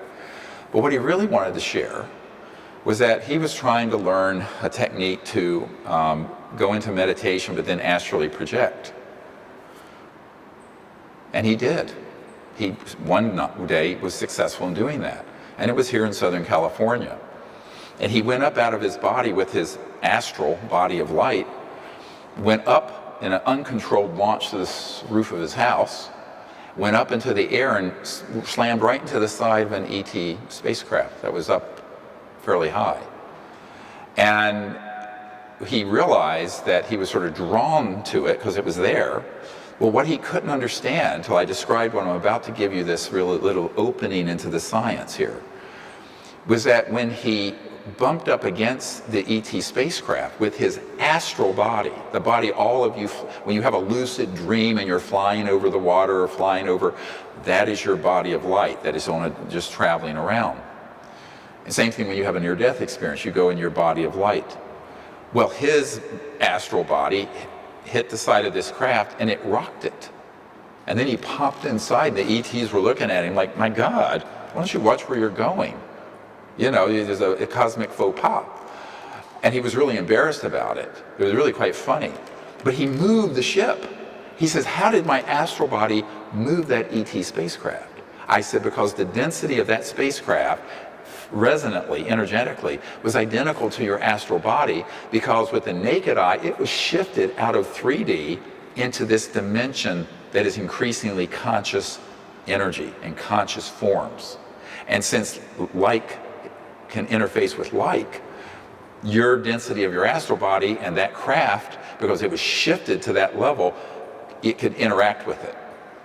Now, had it been a 3D craft that had stepped down, like a transformer, stepped down into full 3D, he would have gone straight through it, because the density would have been different. The resonant field interface would have been different. And when I explained that to him, he said, now I understand so many things that have happened between me and ETs. So this science of consciousness and understanding the associate phenomenon is really key, because you're dealing with civilizations that interface with thought and consciousness the way we would pick up our cell phone and dial someone. So this is the central science of the next 1,000 years, of not only human evolution, but our development as an interplanetary species as we begin to explore space. A lot of this sounds very esoteric until you look at your own life experience. The vast majority of people have had a lucid dream where they're flying in the dream. And a subset of those people will see something in the dream that happens the next day or a week later or a month later or a year later. How is that possible? It's because your consciousness, when you're in that relaxed state of sleep, isn't limited by the blinders of space-time and those limitations. And the nature of the conscious mind that it allows you to be awake is actually operating at all points in time and space. So you can see an event in the future, or something that happened in the past, or something happening in real time. Now this relates to people having intuitive experiences where they will just know somehow something, where something is that they've lost, or a flash of intuition on something they're trying to discover, and it turns out to be true. Where is that coming from?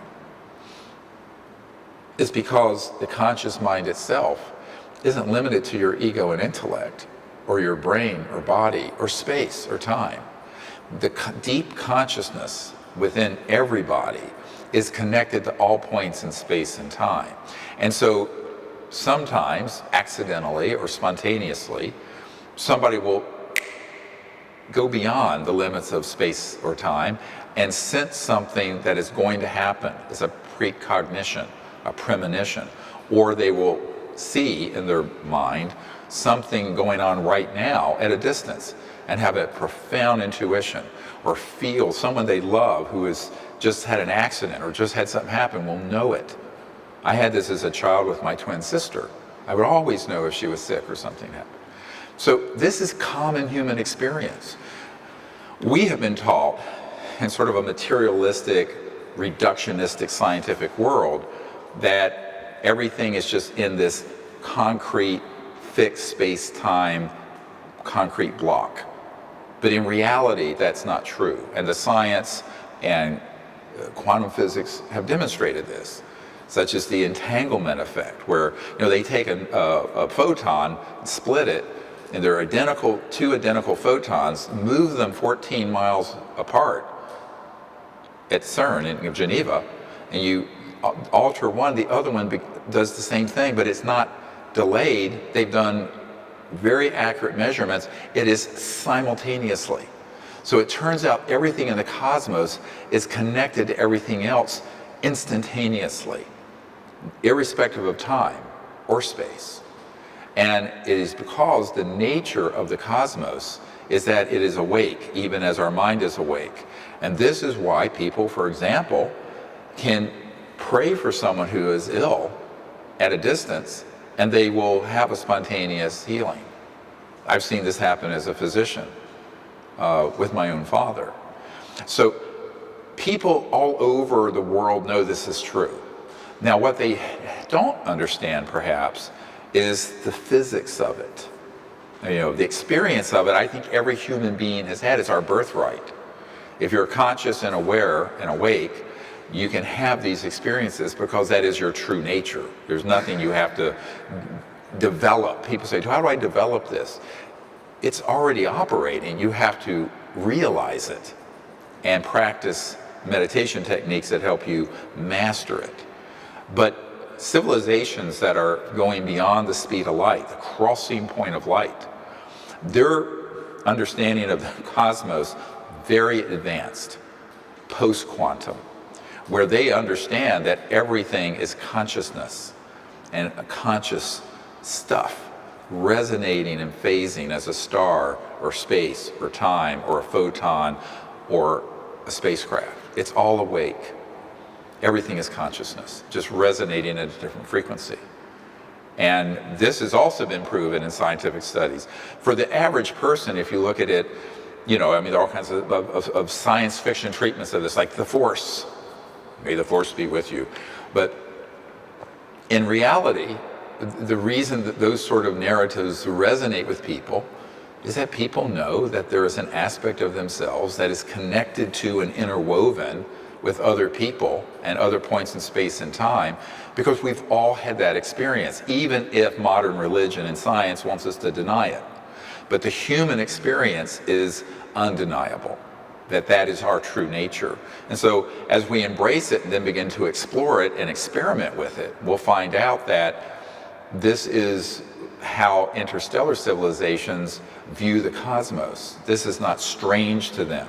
And it really shouldn't be strange to us. I always tell people, if you're in the audience somewhere and you look to the person next to you right now, just take a minute.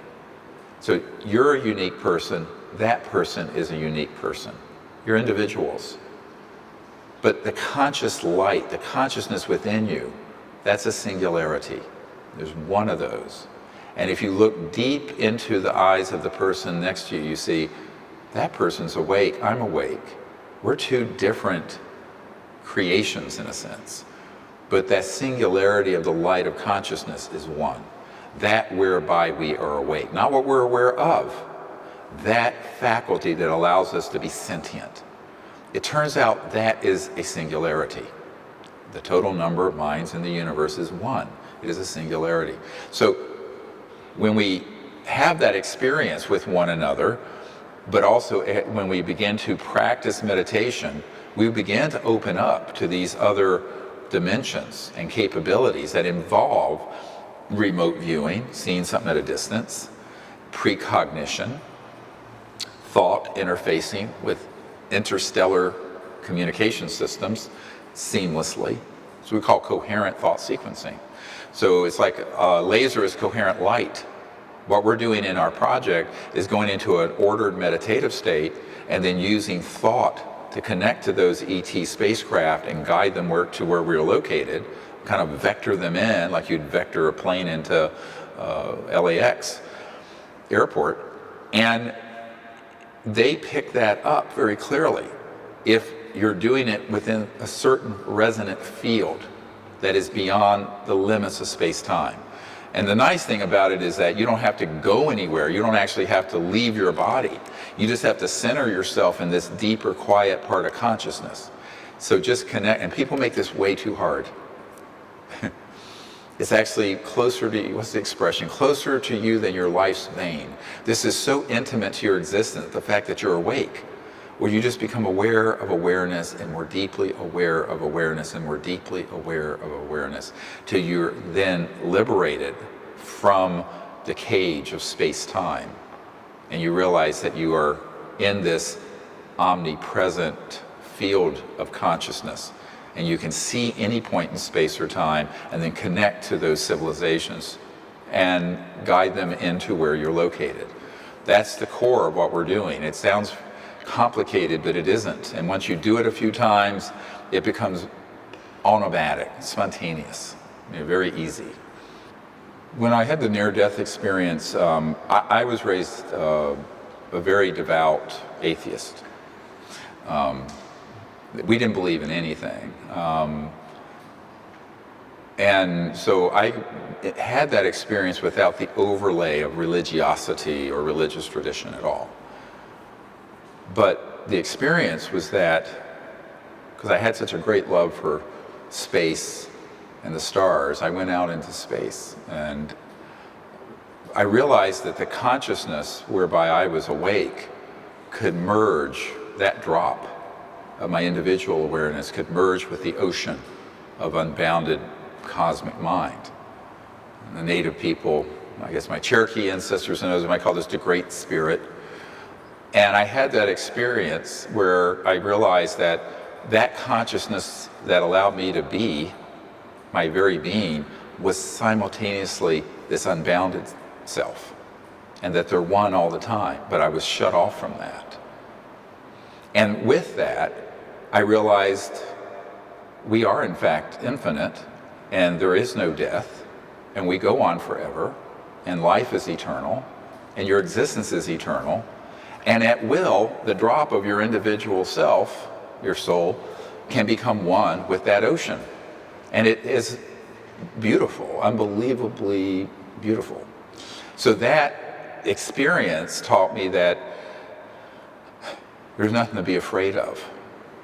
And there's nowhere to go, because you're already there. You just have to open to what's already there within you. And I didn't know that as I was 17 when I had this, I was so sick and had the near-death experience, but it taught me that you can embrace this knowledge of who we really are and then begin to use it in ways that are beautiful.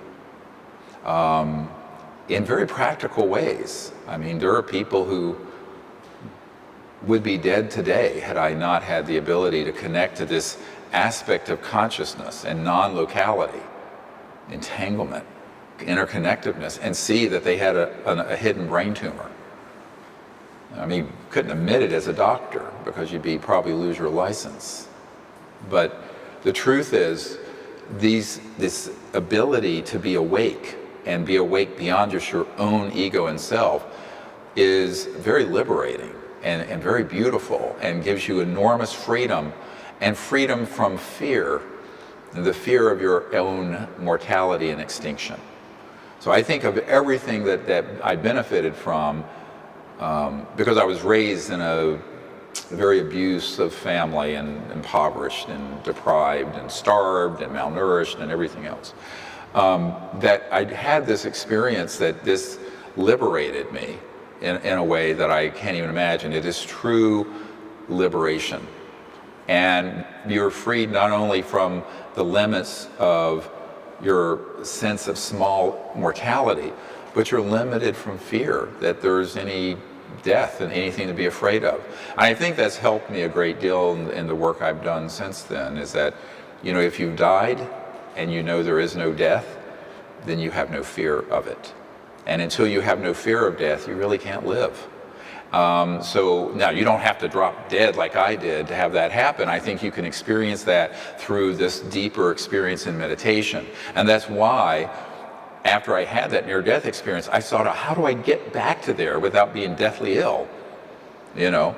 And so I began to learn how to do meditation and experimented with meditative states, and very quickly advanced in having that experience while I was still, you know, in a healthy body and not, you know, on death's door. So I tell people, you don't have to have a near-death experience for that to happen, but you need to be aware that you need to do something to open yourself to the great beyond that is folded within you.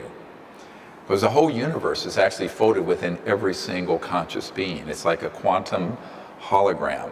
But if you look at it, every single sentient being in the cosmos has folded within the structure of their consciousness, the ability to be awake, the entirety of the cosmos, everything. Which is why within these deep, quiet, meditative states, you can obtain knowledge, see places, know things, communicate. Because in reality, it's always there. You just have to get into a quiet state of consciousness where it opens to you. So, you know, the path that I took was a mantra meditation technique that was rooted in the ancient Vedas. Now, that's an ancient philosophical school of knowledge of the science of consciousness that predates Buddhism, Hinduism, Christianity, any of them. People conflate that with Hinduism or Buddhism. It's not. It actually goes way earlier. And so I began to be a student of the ancient Vedas. And what I learned was that they had a really excellent articulation, explanation of consciousness, the science of consciousness, higher states of consciousness, and their effect. Now, their effect are known as siddhis, S-I-D-D-H-I-S. For example, the ability to levitate, teleport, dematerialize, rematerialize, bilocate, trilocate, go through solid objects. These are all things that develop spontaneously as you enter into deeper and deeper and higher states of consciousness. Precognition, telepathy, all these go up as you get deeper into understanding the nature of consciousness and the nature of reality.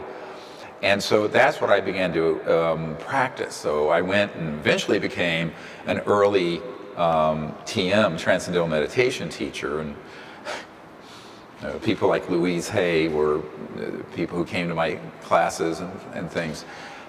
What I began to experience, though, as I went deeper, and I will admit I spent a couple of years spending maybe 8 hours a day in meditation.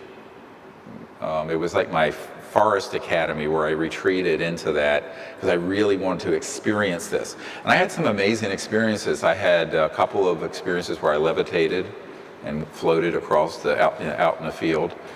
But the thing that was most beautiful is that I began to have these experiences where I opened up to intuitive ways of knowing. The ability to be in quiet consciousness, and then very quietly, when you're deep, deep, deep in meditation, intend to see or know something, and you would have it. Or before you go to bed, intend to have a lucid dream of the future, and those would begin to happen. I met my wife that way, in a lucid dream, that I had 5 nights in a row. I was 22. I had no more interest in being married than the man in the moon. But, you know, it was made quite clear to me that this was the one, and so we got married. And I think that, you know, this experience in consciousness in the Vedas, what you find is you can do this through many traditions. Every culture has ways that people can get into that quiet state of consciousness and begin to develop these abilities. I went that path just because it was something I learned of, and it was highly organized, and it assisted me in that launch. My own view of it is that you can do it in a billion different ways. I liken this to, what I say is that if this pure state of unbounded consciousness, this samadhi state, is the hub of the wheel of life, and there are 8 billion people on Earth, there are actually 8 billion spokes into that hub, all interconnected. And each spoke is its own path. So everyone has to discover their own path to that center of the wheel of life, which is this unbounded, pure state of undifferentiated consciousness. And that is something that every tradition from every culture, ancient times, have known how to do. It's been part of their tradition. I encourage people to do what resonates with them.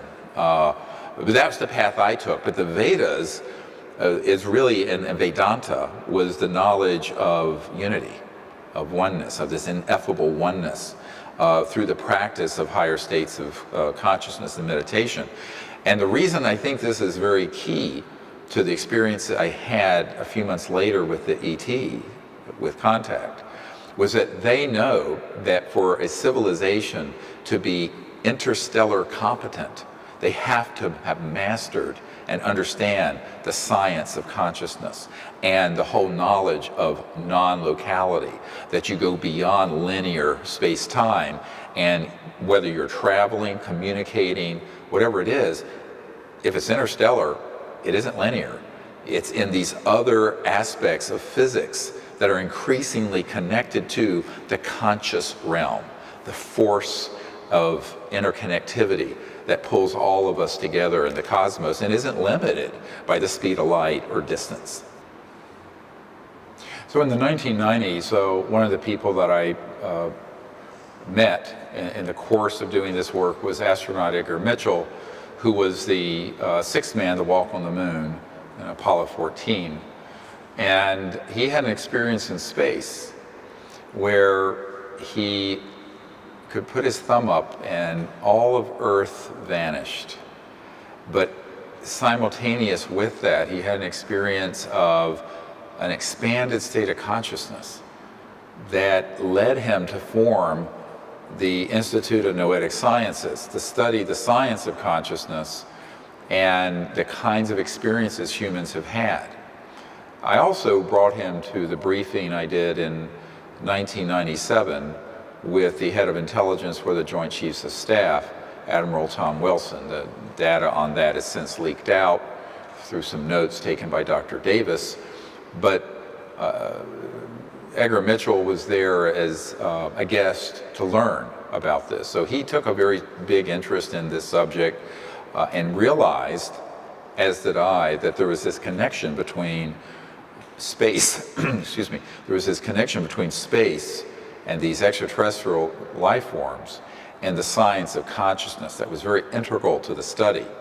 So eventually I did a briefing for the entire board of directors of the Institute of Noetic Sciences, and also then met Senator Claiborne Pell, who was there for dinner, and some other figures. Most of the people that I have met with in senior science, NASA, aerospace, and intelligence community figures know that the key missing ingredient, the sauce missing out of most people's understanding of the whole UFO phenomenon, is the science of consciousness. And Edgar Mitchell realized that quite early on because of his own personal experience out in space as the sixth man to walk on the moon. The best way to understand non-locality is to understand that in both physics and in consciousness, there is a connection that exists amongst all things, from photons to people to awareness, that isn't limited by space and time per se, that are woven within each other. And so the non-local just means that what you're really looking at isn't fixed in space-time or limited to space-time. And even if it is in space-time, it has interconnections that transcend and go beyond space or time, because it's not just non-local in terms of space, like the entanglement phenomenon that they've observed, but it's also not limited by time. And so in a sense, if you look at time, you can go forward or backward in time, or be in real time and observe phenomenon. Most people think that everything is like set in concrete, space and time, but it isn't. There's a huge amount of flexibility. It's called plasticity of the interweaving nature of matter, space, time, and consciousness. And in fact, the deeper aspect of all physics interfaces with the consciousness field, this force field of awareness. And this is what they're finding, that even in the 80s and 90s, there were studies done with photons, where they found that when a photon was fired down in a trajectory, and there was an aperture, an opening for it to go through, when the physicists would think to move where that opening would be, the photon was precognitively adjusting ahead of time. So even a photon is precognitive. Well, if a photon is, you certainly are.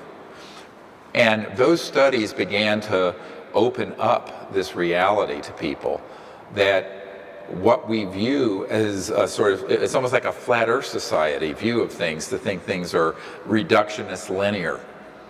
But that was dispelled decades ago. Even Einstein, prior to his death, talked about the spooky effect, where the same particle could be in two places at once, seemingly instantaneously, defying the laws of known conventional physics. And it goes beyond that. Now scientists recently concluded that the entire cosmos and universe is a conscious entity, that it is conscious. And this has come out in mainstream media, mainstream journals. So this is really the frontier of science and technology, is moving into these concepts of non-locality in physics and also consciousness, where they come together. Because in reality, the consciousness that is within the fundamental deeper level of all things in space and time and all matter is the foundational science. We put it the other way around. We think our bodies create brain waves that create consciousness. In reality, our consciousness creates our body of light, let's call it astral, that then creates the physical body. We have it exactly upside down.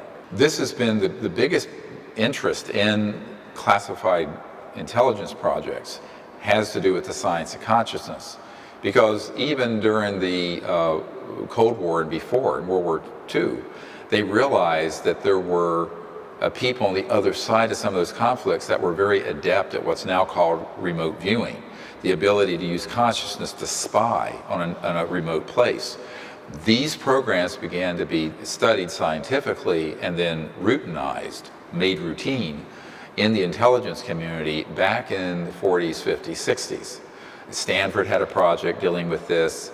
A number of people were involved. Now, the part of it that was highly classified, that is not talked about today even, emerged in the 50s with electronic systems that a man that I know who has since passed away had invented, that would permit someone to, with a headset, electronically be put into a state where they could remote view with their consciousness a remote point in space or time.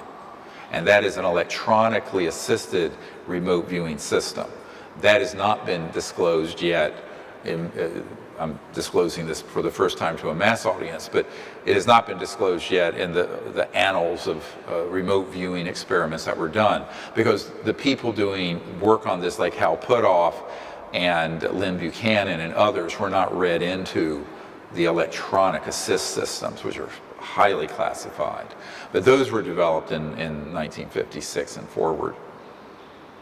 Now, the reason that they have this intense interest in it and don't want the public to know is that, first of all, it is extremely efficient spyware, spycraft, which they don't want others to have. Secondly, they know that if people understood the power of consciousness and of mass consciousness, that they would be able to completely change the direction of the planet. The power, we all think that power is derived from your weapon system, your financial clout, the usual materialistic paradigm. The deeper elements of the intelligence community know that in the conscious field, this force of consciousness, people operating at that level to do something that is counter to their wishes, that would be powerful and positive, they wouldn't be able to resist that. They wouldn't be able to overwhelm that, particularly if people are operating from a deeper or higher level of consciousness. So that is why, that is to me the big secret, which I get back to. This is why, in a way, what we're doing is cosmic civil disobedience on a grand scale, where we're calling for millions of people to understand consciousness and make contact with these civilizations. Totally subverts the narrative and agenda of these classified projects. It's very powerful. And it's also why in 1992, when this event got publicized that we successfully had made contact, this got kicked up to the most senior levels of the intelligence community, who within 30 days of that contacted me personally, because this is their big concern. What would happen? And look at it from the point of view of people trying to keep this secret or to control the narrative. What would happen if millions of people started understanding consciousness, going out under the stars in teams, making contact, and contact was made and documented? Well, this would be a tidal wave of disclosure and direct contact. Millions of people experience this. They could not control that narrative. So long as people stay at home watching television and eating Cheetos, fine. You know, they don't know. It's all secondhand. It's rubbish off the internet. But as soon as you take it into a direct experience between yourself and your friends and these ET civilizations, and you see it, and seeing is believing, that changes the dynamic, but it changes it on another level. And that is the studies that have been done, the so-called the so-called sociology studies of meditators, where they go into a community. Say you have a town of 200,000 people, and they would send in 1% of the population equivalent, 2,000 people, to go into deep meditation. And they found that emergency room visits declined, violent crimes declined, robberies, all kinds of negative behaviors declined, even though those people didn't even know they were in the city. Because there is this resonant effect through the force, if you want to look at it that way, through this entangled, interwoven consciousness field.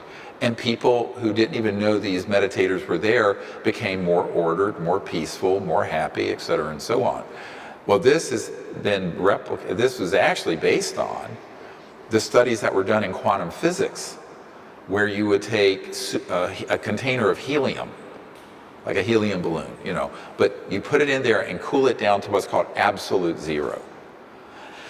And as you cool down this container of helium to absolute zero, they noticed that some of those molecules of helium, or atoms, the same thing, began to be coherent.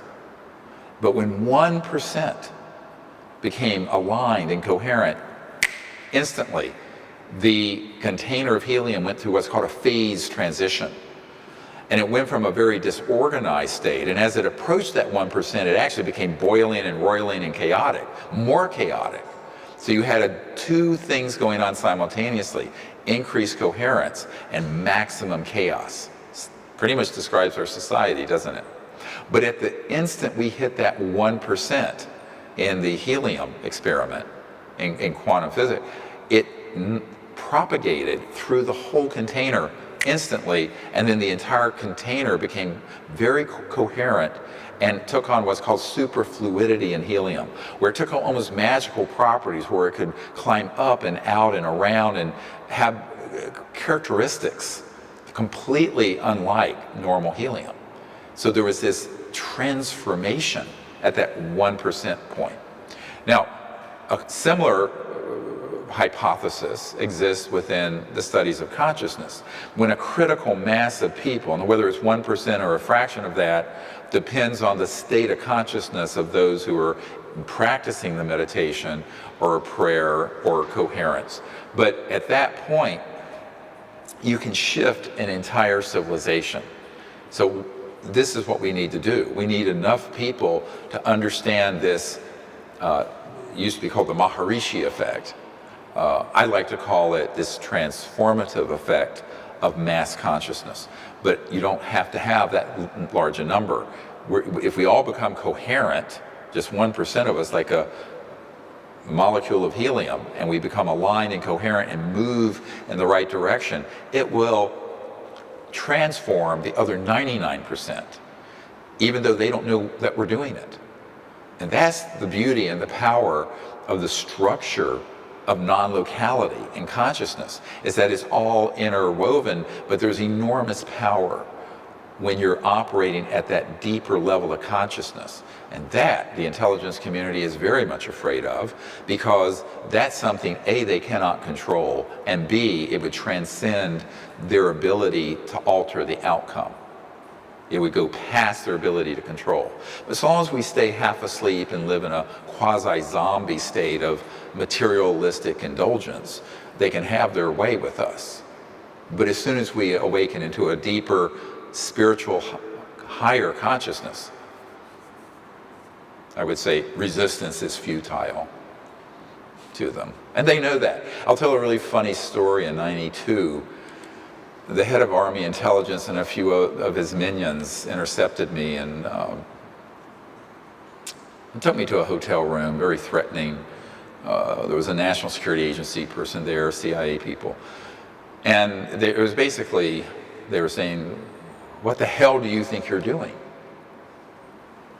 with the CE5 initiative, where you're teaching people to bypass our systems and contact these civilizations? I said, well, I'm doing it because this is what I know is the right thing to do at this time. And I said, I don't recognize your authority over this matter. And then I looked them in the eyes and I said, I'm not afraid of you, because I died when I was 17 and I know there is no death. I don't care about your money. It's not that I was rich, but I'm a doctor. I don't need your money. And I've had direct contact with these civilizations, so you can't deceive me about who they are and why they're here. And the general just sat back like this and went, well, we know exactly who this son of a bitch is. And I said, yes, so this is what we're going to do. And it was very frustrating for them. But later, a member of one of the European royal families, who I don't want to name, who was involved with that crowd, came up to me and she said, it was a woman, you know, they're very jealous of what you and your team are doing. I said, jealous of what? These are the most powerful people. And he says, no, they know that you guys actually collectively have all the power. And they wish they could do what you're doing, but they're in the box of this national security state program that they cannot escape from, and you're free. You're a free agent. You're free to do wonderful things, and they're not. And they're really jealous of what you guys are doing. It was a real insight into the sad psychology of the people who are in this pinched, small world. So I say to the public, you should be happy that you're not part of all of that. You have the freedom to do things they can never do. So let's do it. And if we do it together for the right purpose, it will be a new world, and we will take it, and we'll create a new civilization on Earth. Yeah, so Dr. Emoto was a Japanese scientist who began to experiment with water and people putting their intent on the water. And he did different types of photography that would show these different crystalline structures. If it was a very negative emotion or really dissonant music, the crystals would be all dissonant. But when it was highly ordered conscious or love, or very ordered higher frequency music. The structures that were there were these beautiful, ordered structures that he would photograph. And this was done repeatedly and experimentally repeated by other scientists. And so what was found is that water has a crystalline component, but it's also tied into, like all matter and space and time in the universe, to this consciousness force, this force field and thought. But that if you enter into just a quiet state of consciousness and intend something very positive, it literally altered the structure of the water itself. Now imagine millions of people doing that for our planet and for ourselves and for our star visitors. That's what this project is taking the Dr. Emoto experiment on a cosmic level. Actually, what keeps me up at night the most is the knowledge of two things. One is this positive proof and evidence that we put together with the Disclosure Project. It has, for 20 years, been hijacked by charlatans and operatives within the intelligence community to spin this subject in a way that is very frightening. And it's something that I, as an individual, can't control. And unfortunately, a lot of the public ends up getting this disinformation along with the information. And it's just the nature of the internet age that can happen. But it's reached a point now where that is something that I sometimes question, should I have done this? But in my heart of hearts, I know I should anyway.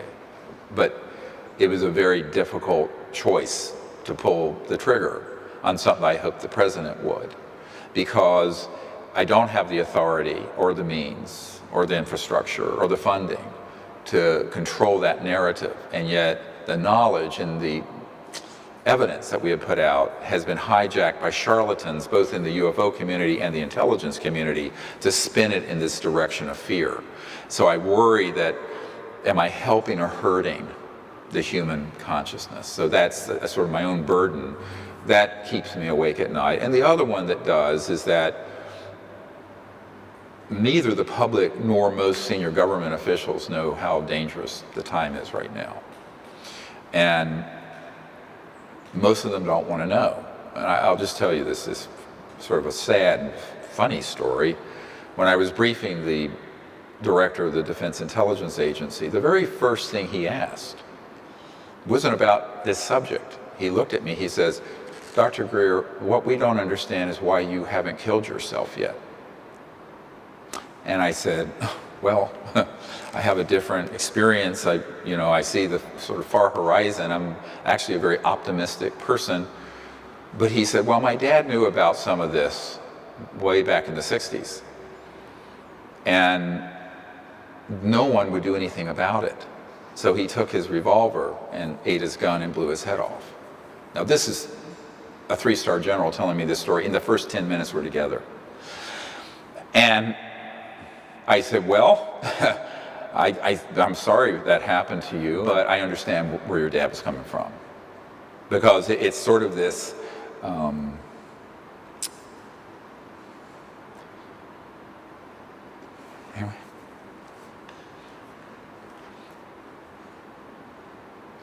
We'll take a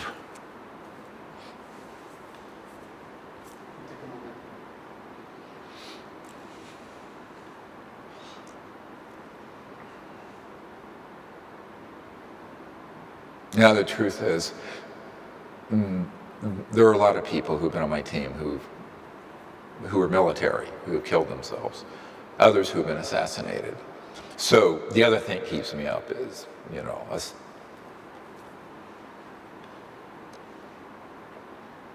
survivor guilt.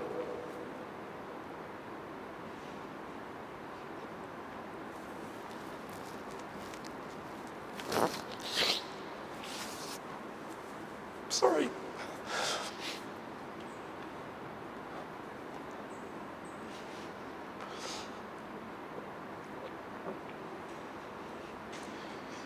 It's hard. Sherry died. and my best friend was killed.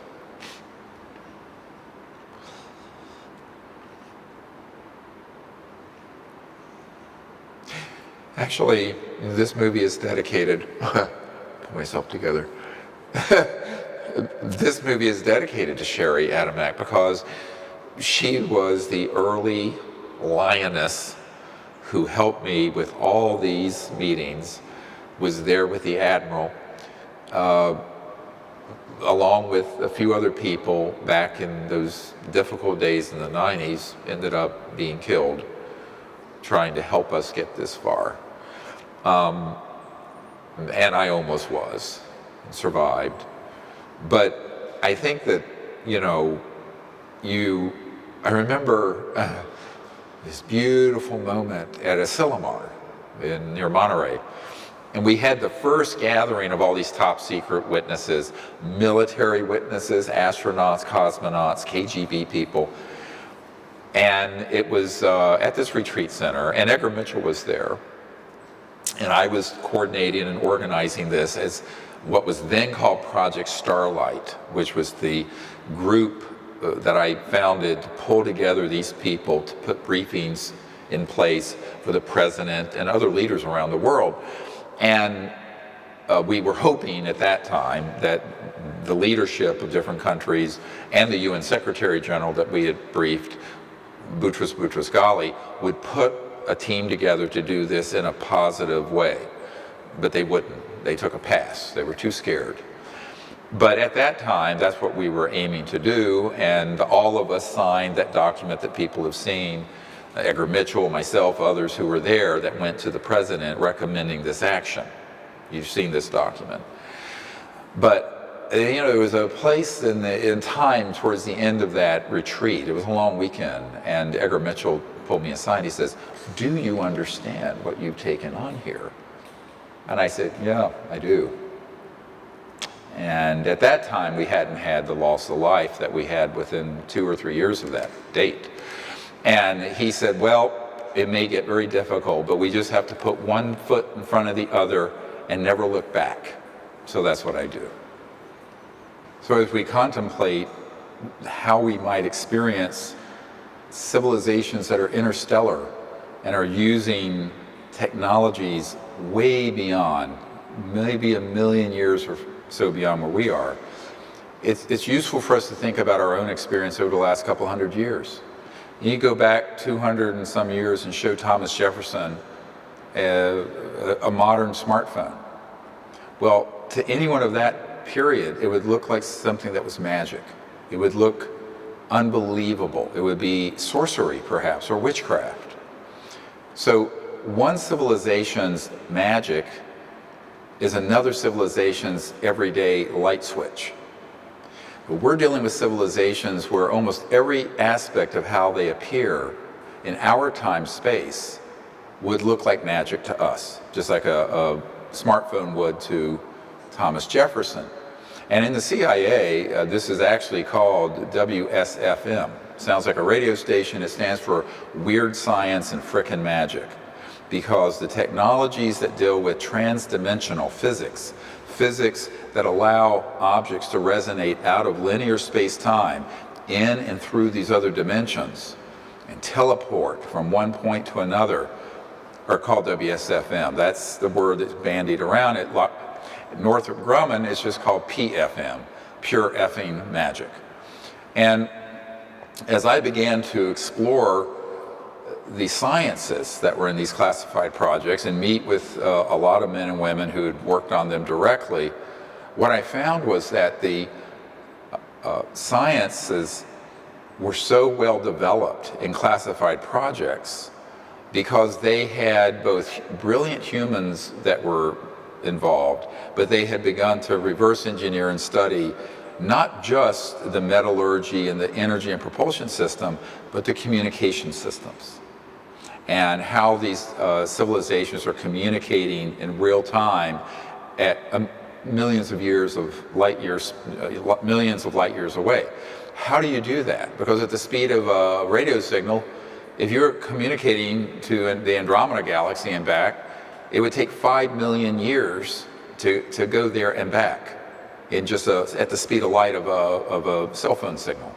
So we know that we're dealing with civilizations that have these very advanced technologies that interface with thought and consciousness, but also with space and time in a way that if you were to take it on a macro scale of what they've done with teleportation of particles, which in physics they've done this where they take a particle and can teleport it from point A to B. Imagine that being done with a spacecraft that's thousands of feet across, hundreds of feet across, or 20 feet across. That's what they're doing. Now, in our dimension, 3D, a spacecraft can be completely 3D like you see a solid aircraft. It can be partially in this dimension, but shifted mostly into another dimension. So I liken this to like when you're turning a dial on an old AM radio and you can move it across and you suddenly pick up Chicago and New York at the same time. They're bleeding together, dimensional bleeding. And so often these ET craft will be partially in this dimension, but mostly out. And all that we will detect in this dimension might be an electronic signature, something that some people call an orb or an object that appears and flashes in and out, a scintillation of light that then vanishes, or an object that comes in where it looks almost like a hologram of an ET being that will be standing amongst us, but it's an electronically teleported version of that conscious being that is being held there. So what I began to understand is that there's this whole spectrum of phenomenon. I call it the full spectrum of phenomenon that involves 3D matter, light, sounds that emerge with these craft, tonality, electromagnetic interface. For example, we have electronic devices we'll have out, like a radar detector or some sort of electronic, they're called magnetometers that pick up the magnetic field shift. And those will all start being activated when a craft is approaching. And we're out in the middle of the wilderness where there's no source of this electromagnetic radiation, but they'll start communicating in a specific cadence and a repeatable cadence. And I call this trans-dimensional electronic communication. And they will actually take over the circuitry of these electronic devices we have out in the desert and begin to do a specific communication content. Now you have to decode it, but it's reproducible. And their different civilizations will have a different pattern. So this is an electronic version of them making contact. Then you have the component of it where it is 99.9% in the consciousness field, similar to, say, an astral being, but it's enough in this dimension that you can actually hear it moving around you. Partially in this dimension, just a little bit, mostly not. And that is an entire spacecraft, for example. Once we had one that appeared about 100 feet in front of us that was, instead of a disc on its end, a lenticular object, it was on vertical. It materialized and moved from left to right across the field about 100 feet from us in about 2 or 3 seconds and then vanished. But it was that close, everyone saw it.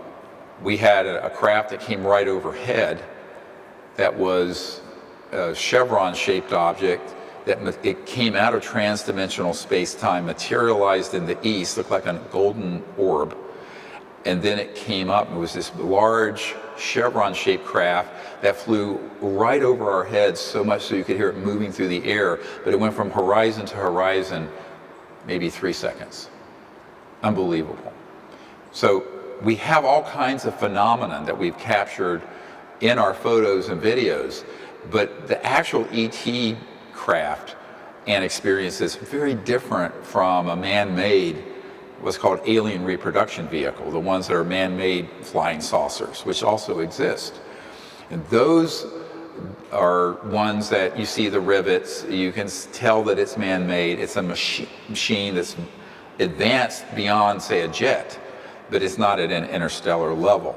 So this is part of why when you look at our photographs, you'll see objects that are obviously look like traditional UFOs and some phenomena that's happening around us that are coming out of trans-dimensional space-time, because they do not need to be in this dimension all the way, particularly if there are military assets around that are trying to target them.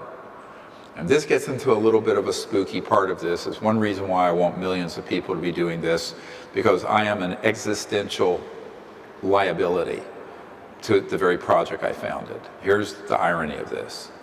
Because of who I am, when I go out and do this, there is continuous monitoring of my activities.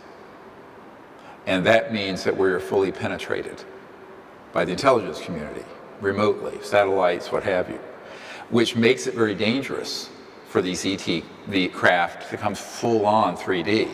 However, if you have thousands, we have tens of thousands of people doing this now, they can do this with greater alacrity. There's still some risk because the whole Earth is being monitored by satellite systems trying to image these ET objects. But if you have millions of people doing it, this is where you get into the denial of service analogy for an internet event, where you overwhelm the intelligence community's assets. And they can't be all places at once. They're not omnipotent. They don't have that level of assets. And so that's how we overwhelm the suppression of contact that has emerged over the last 30 or 40 years with these advanced technologies. The ETs know this, by the way, which is why in our protocol, one of the things we always say is appear in any way that is safe and appropriate for this time and place, taken into all the exigencies. Who's in the area that are humans, that just may be bystanders, what is our team composed of, what is their purpose and intent, but what military classified assets are out there. So I really like it. My happiest moments are when I hear that other people have done this without me being involved at all, and I've had these amazing contact experiences, which we have for this film. Because to me, that was the purpose of me starting the project. It wasn't for me to have this experience, I had already had it. It was to share it with other people. And sort of the medical model is see one, do one, teach one. So in medical school, you see something done, the next time you're doing it yourself, the next time you're teaching someone else to do it. So that's the model that we're employing. So it's very heart and mind to another heart and mind to another heart and mind. But when I'm not around, I think it's a very good thing. I view myself as a liability at this point, just because I have no zone of privacy on this. So that means that people need to pick this ball up and carry it further than I can anymore. But they need to be prepared for the fact that everyone's expecting something that looks like a jet liner to glide in and land. In reality, these interstellar civilizations are using WSFM to the nth degree because they're trans-dimensional interstellar, and they come into this dimension from far galaxies and star systems, stepping down from trans-dimensional higher frequencies into the density of this 3D. And they don't necessarily have to be fully 3D. They may be 1% into this dimension. What does that look like? Well, that's what these photographs show. That is precisely what they show. And remember, any civilization that has that interstellar capability has technologies for manufacturing and travel that are very different from what our paradigm is. I mean, when we manufacture something, we're digging up stuff out of the earth or cutting a tree and then putting it together and part by part by part. The way an interstellar civilization creates, say, a spacecraft or their clothing, is that they set up a resonant field in these finer dimensions that then, like a architectural blueprint, that then aggregates the subatomic, atomic, molecular structures and materialize that object. It's a very specific science, by the way. It's not hocus pocus, but it's very advanced manufacturing. This is why one of our military witnesses who retrieved a downed ET craft in the South Pacific I mean, a man who retrieved a craft in the South Atlantic in 1963, captain of the retrieval vessel, said that when they found the ejection pod, there were 4 ET bodies in there, and he said very precisely they were about 39 inches tall, very, quote, handsome little men that had no hair or pinna, no ear flaps, but were very attractive and excuse, this sounds very politically incorrect, but I want to not misquote him, their skin tone was that of a Sicilian.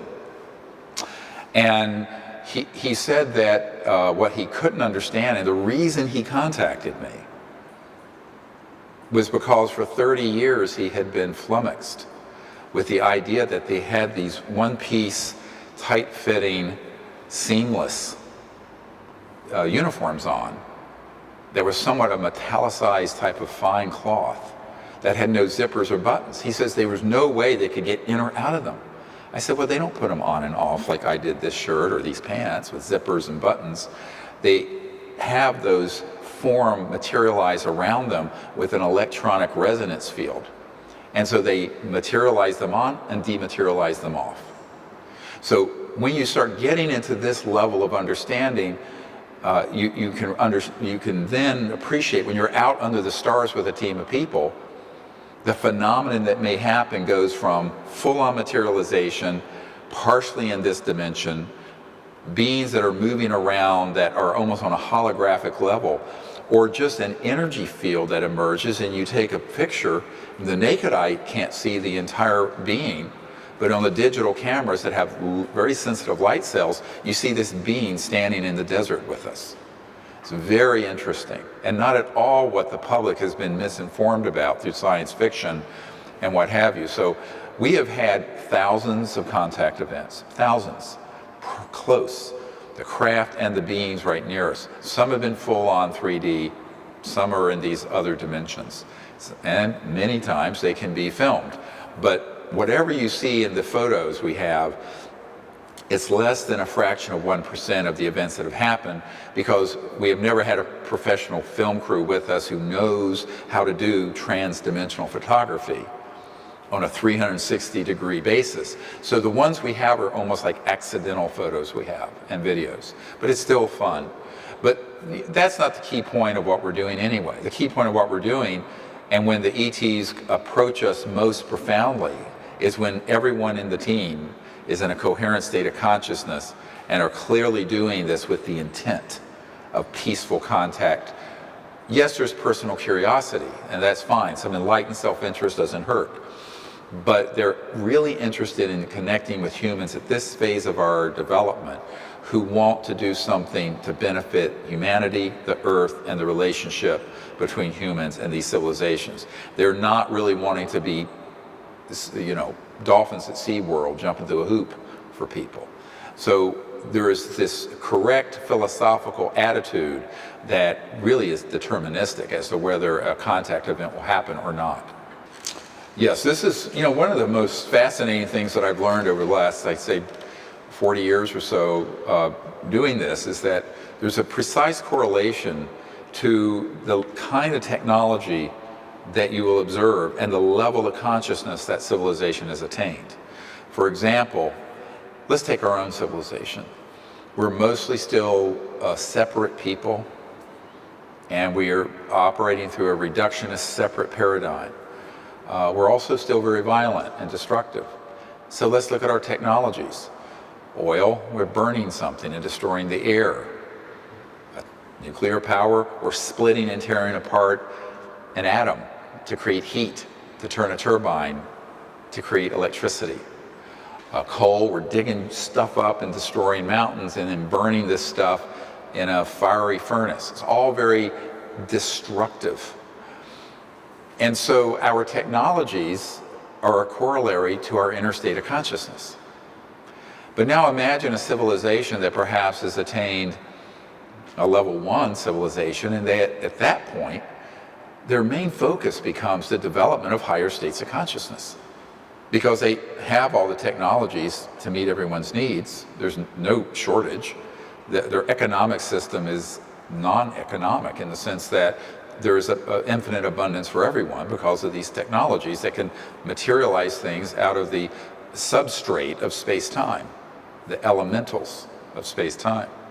So at that point, a civilization becomes, because they're peaceful, really focus on the development of higher states of consciousness. And as they evolve in consciousness, their technologies evolve with them. So let's say that you evolve to the level of where everyone on the planet is in cosmic consciousness, a state of enlightenment.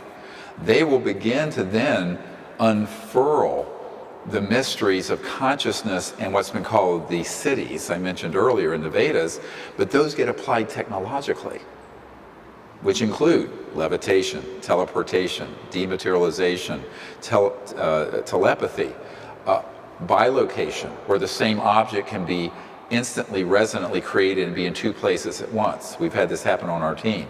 The exact people in the same spacecraft simultaneously, one in LA, one up near Anacortes, Washington, with Burl Ives and his wife. And this is a real event that happened, beautiful event.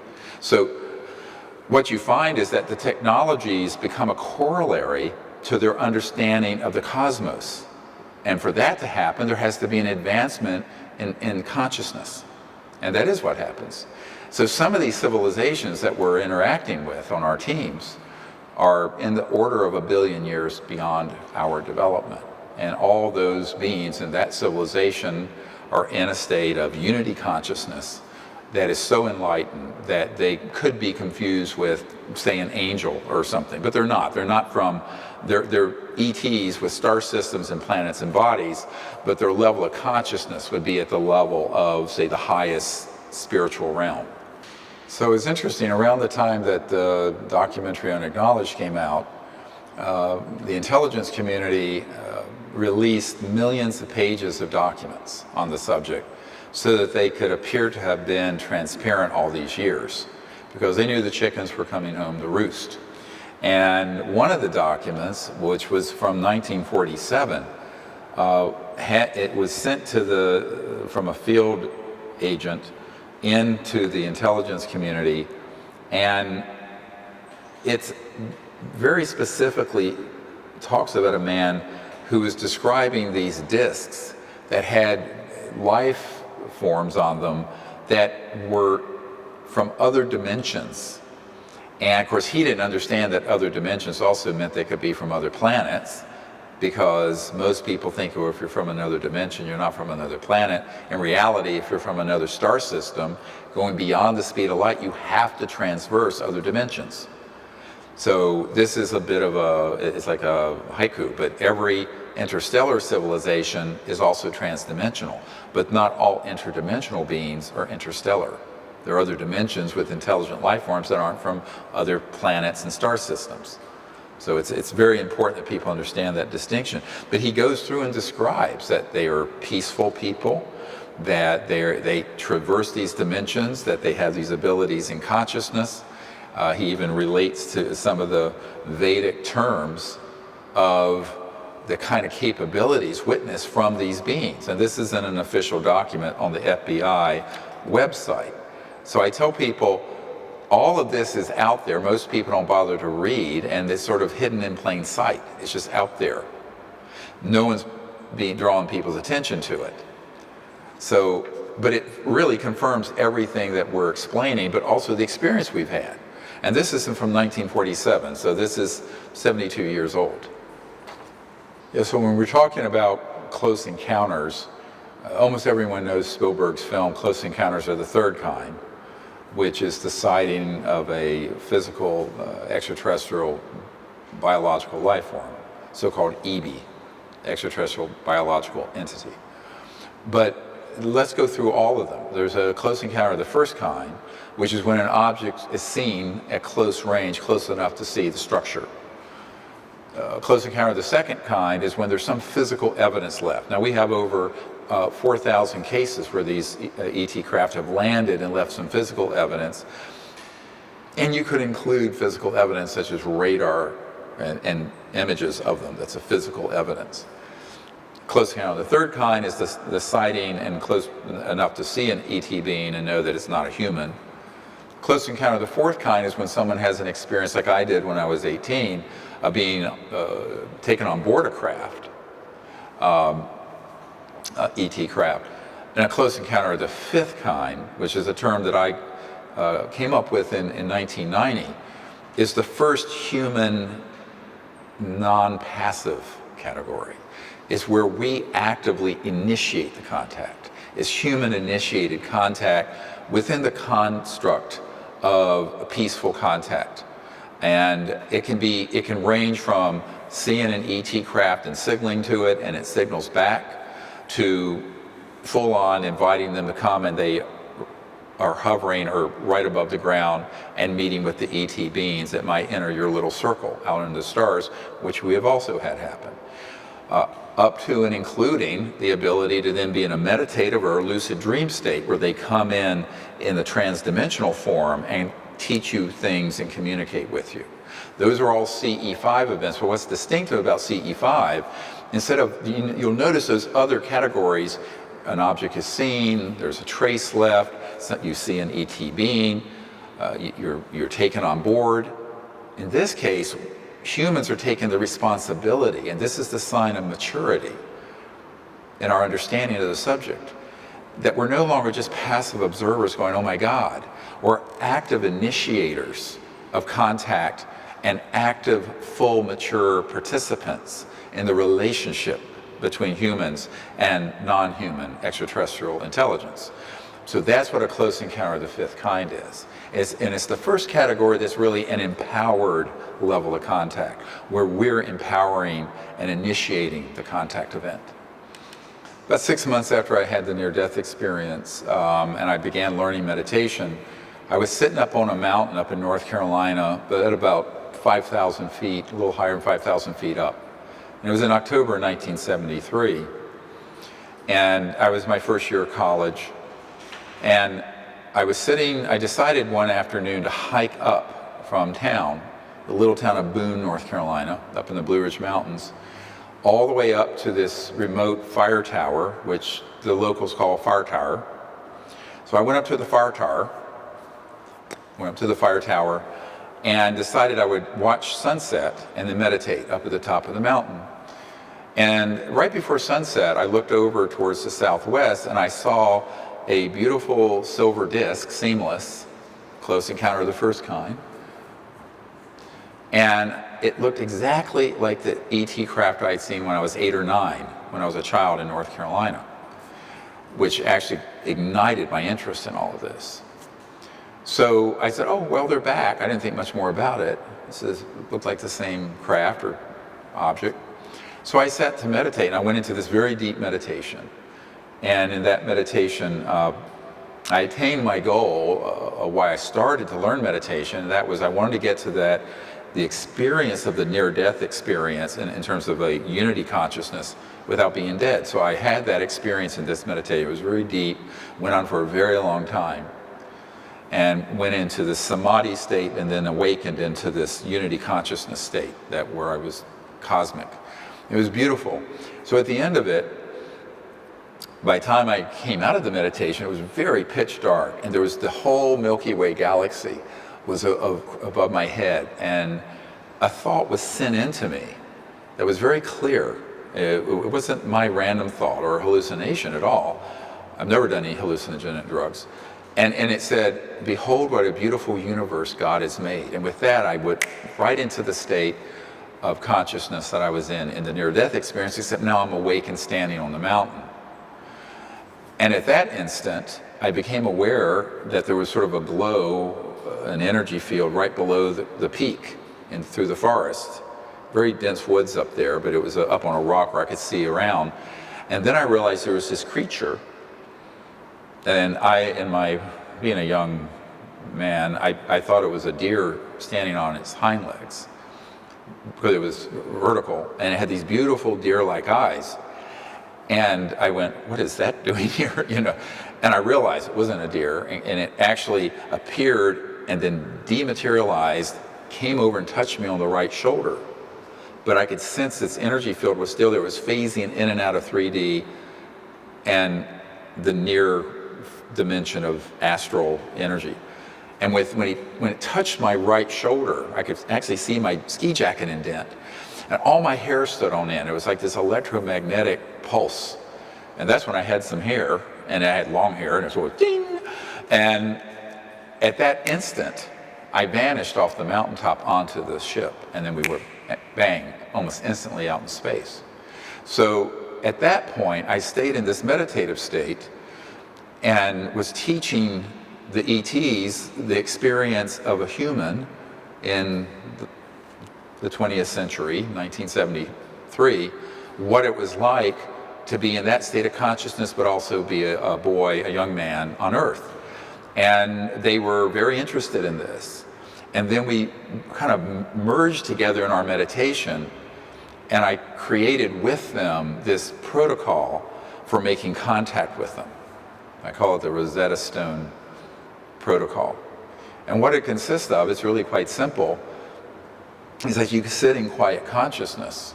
And you don't have to have a full-on samadhi or whatever, but just in quiet consciousness, connect to that aspect of your mind that is unbounded.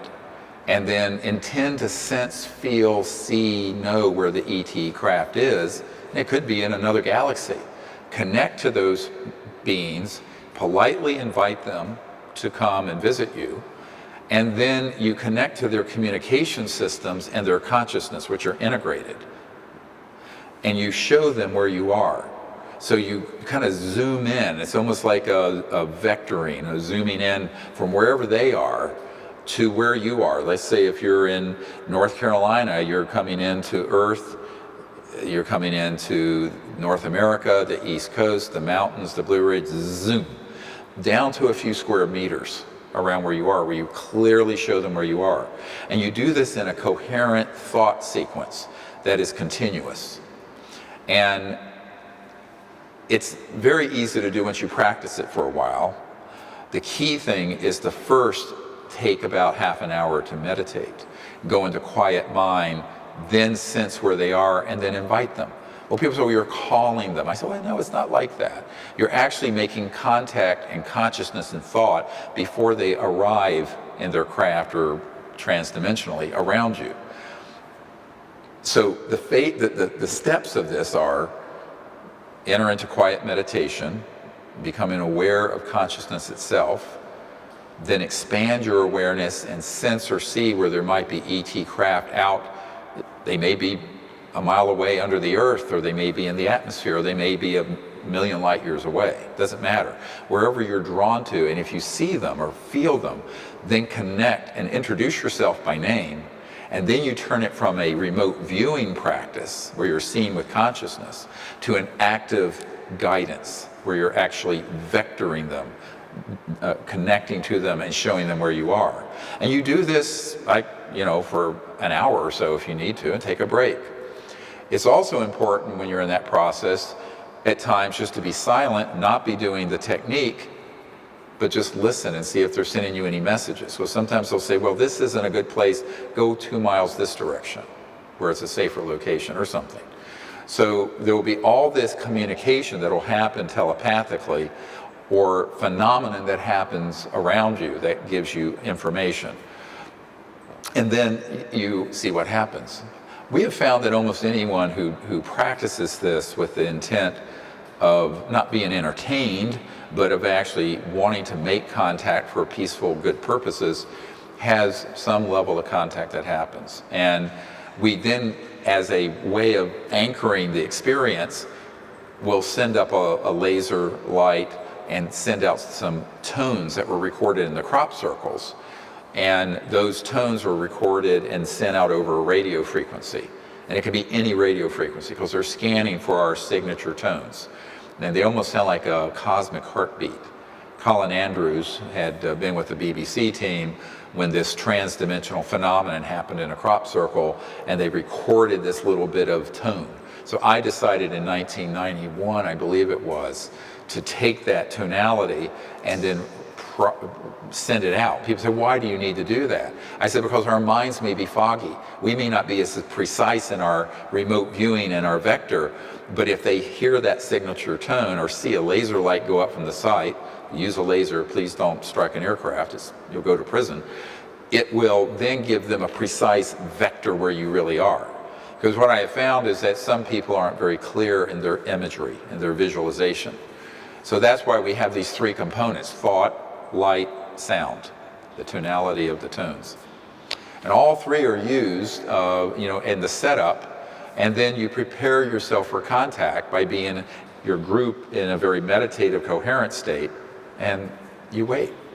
Yet, a lot of people don't realize that my main purpose was always to start a project where humans would take responsibility for our relationship within the philosophical foundation of universal peace based on universal consciousness, cosmic consciousness. And that began in 1990, almost 20 years ago. And what happened on the way to that is that within 2 years we had had so many dispositive CE5 contact events that we began to be picked up by the intelligence community, who were, as I mentioned earlier, very concerned about this. And there were friendlies, let's call them, in the intelligence community, I call them the white hats, who were very supportive of what we were wanting to do. There were people not in the classified projects dealing with UFOs who learned of it, who were just curious and wanted to learn what we were doing. And there were then our opposition, the people who were very opposed to what we were doing. And in order to, as my military advisor said, deconflict all these interests, I set up a series of meetings with various people in the Pentagon. The reason I went to Wright-Patterson Air Force Base was to ask them to understand what we were doing and not interfere with a CE5 event that could end up being a shooting match between some of our jet fighters and an ET craft. So we were trying to properly inform the authorities of what we were doing and ask for their non-interference. At least we wanted to make that attempt. Well, that led to then people who realized that even though what I'm doing with CE5 is what I'm most ridiculed for, it was the project that got the most respect and attention from the intelligence community, because they knew it was real. They knew the science of consciousness is real. They knew that these ET civilizations utilize communication technologies that interface with thought and telepathy and consciousness. They all know this. This is an open secret in the intelligence community. So at that point, it led to me being asked to brief Bill Clinton's team and the incoming CI director. And one thing led to another. And because of that, I learned that there was an illegal operation, and I learned of the unacknowledged special access project's existence that were denying the president and the CI director access. And that's when I decided I needed to do something to fix that problem. And moreover, if it was that dysfunctional, it wasn't as simple as getting the president to declassify something or somebody at the Pentagon to stand down weapons systems so we can make contact, that it was a much more complicated problem, that it was a bigger mess than I could have ever imagined when I first got involved. So that led then to Project Starlight, which was the code name for the quiet, off-the-record briefings that I did for Congress, the White House, CIA, Pentagon, other world leaders around the world, the UN Secretary General, hoping they would come together and fix the problem. The Disclosure Project was the result of all those authorities deciding not to help. They were either afraid, they thought they'd be ridiculed, they were terrified of this cabal of sociopaths who were running unacknowledged special access projects. Whatever the reason, that led then to me forming the Disclosure Project, which started the global disclosure movement. But that all is sort of the sideshow. The heart and soul of what we've been doing for 30 years is the experience of our universality in deep consciousness, making contact with these civilizations and building that bridge between Earth civilization today and these civilizations that want to make contact but haven't had anyone enlightened and peaceful enough to do it with. And so that's the heart and soul of really my project and what I've wanted to do for the last 30 years. Along the way, I discovered there were other issues, such as the fact that there are very advanced energy systems that would replace all the polluting forms of energy on Earth that are being illegally suppressed and classified, etc. So those are projects that then spun out of it, but the real action was always making contact with these civilizations. And as a young man, I remember when, after these experiences happened to me in 1973, subsequently there were movies like Close Encounters of the Third Kind and then E.T. that came out. And I thought, when I looked at Close Encounters of the Third Kind, I said, well, somebody knows what's going on here. Because it had a lot to do with the telepathy, the sort of dreams people had that led them to the Devil's Tower in Wyoming, all this. And I went, you know, and I then found out that Spielberg had actually had a man who was head of Project Blue Book for the Air Force, who was the chief consultant who opened up files for him so he could make that movie almost like a docudrama, J. Allen Hynek. And Dr. Hynek was a PhD scientist who headed up Project Blue Book, eventually defected and admitted these were ET and that was all being covered up, and Project Blue Book was just a window dressing, and that the real action were in these super secret projects. But the movie itself was very interesting. And then the movie E.T., where there's this forlorn E.T. that gets separated from the craft, this has actually happened, by the way. It's based on something that actually happened. And then trying to communicate back home. Now, of course, it shows the ET setting up this device in the woods, and it's all very understandable, as if it's some kind of telegraph. But in reality, these ET civilizations are communicating with consciousness and thought to their home base, but also to their spacecraft, because they are doing it. They can do it innately, but they have a little device. Most of them will have a little portable device that connects with consciousness, thought, and helps coherently transmit to another receiver at the speed of thought, instantaneously, across any distance of space to communicate. And that's how they're doing it. This is why understanding the great research that's been done on the science of consciousness with entanglement and the work Dr. Emoto did, and with random number generators, and all of that is so important, because take those experiments and now put that, extrapolate out hundreds of thousands of years to being able to have a random number generator that isn't just being affected by the thought, but is very precisely interfacing with thought and consciousness and translating through the universal translator, which is consciousness.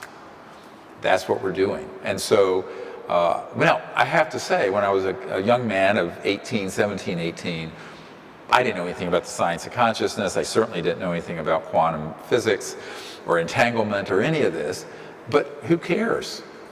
In a sense, who cares? Our native ancestors and people all over the world have had contact with these civilizations using different meditative techniques and maybe rituals that help them get to that space since time immemorial. I think what we're doing in the modern era, the Close Encounters of the Fifth Kind, is just a modern version of what ancient civilizations have done for tens of thousands of years, where they have had contact with these civilizations and they understood that they were our star people and our relatives on other worlds. And this is throughout many, many traditions around the world. But this is just something that in the modern era, I guess, they needed a modern, albeit primitive person, in my case, because I was raised in such poverty and I didn't have any access to all this, but they needed someone who would be open to this, but also in the modern era. And so, and I'm not the only person who's had this experience. I mean, I just took it and ran with it. But I think there are actually thousands, maybe millions of people on this planet that in one way or another have had this kind of contact experience. The difference is that in the experience I had with the ETs, it was clear it needed to be put into some kind of protocol technique, a technology based in consciousness for it to work that could then be shared on a mass scale by people. This was very clear to me in '73. Now, I didn't know what to do with it, but it was quite clear to me that that should happen. Now, when I share this story, I don't want people to get the idea that you have to be in a near-death experience or have some great samadhi experience before you can do this.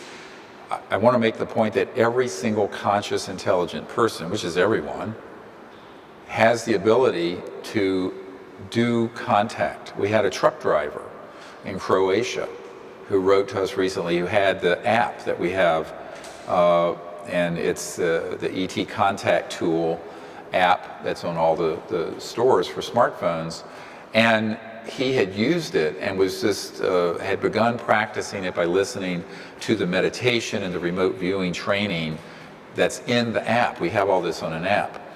And he pulled over in the mountains of Croatia to take a rest break and decided to do this. And with no formal training at all. I mean, he's just a, saw the earth, regular guy, truck driver. He did it with a pure heart and invited them and showed the ETs where he was. Suddenly an ET craft materializes to the left of his truck, low altitude, like right, a few feet up, and floats over the cab, and he's having this contact experience in consciousness with the occupant, and then it moves off to the right and vanishes. And he wrote this beautiful story about how he had this experience. And again, this is someone who has never been on a meditation retreat and never been part of a Yogaville thing or anything like that. And we're hearing from thousands of people who have that kind of experience. So I think that it's key for people to understand that it's more about what your intent is. Do you have a pure heart, for lack of a better word? Do you have a clearness in your mind and in your heart? Can you bring your mind and heart into resonance together and invite these civilizations to connect with you in this great purpose, this great journey that we're launching on as a civilization where we are going to become interstellar? This civilization on Earth will become interstellar. And they're here, the ETs are here to help us, to understand us, and to interact with us, but not in an invasive way. They need us to do this, and then the universe will open its arms wide to us as we become a level 1 civilization.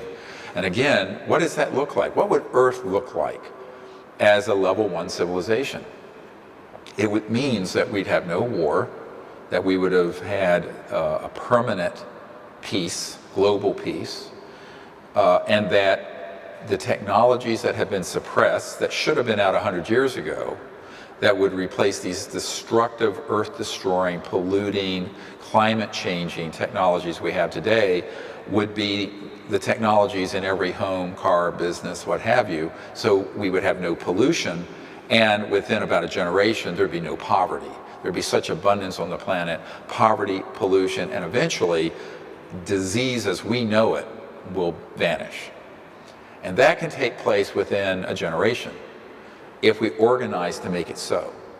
At that point, the entire civilization, not just the vanguard of pioneers doing close encounters of the fifth kind, will be cleared to be interplanetary. But to be cleared to be interplanetary, our civilization has to become peaceful on Earth and in space, and stop destroying the biosphere by allowing the truth to come out about the sciences and technologies that already exist. And I always tell people, there's a lot of hopelessness. Don't be hopeless. Be hopeful, but do something about it.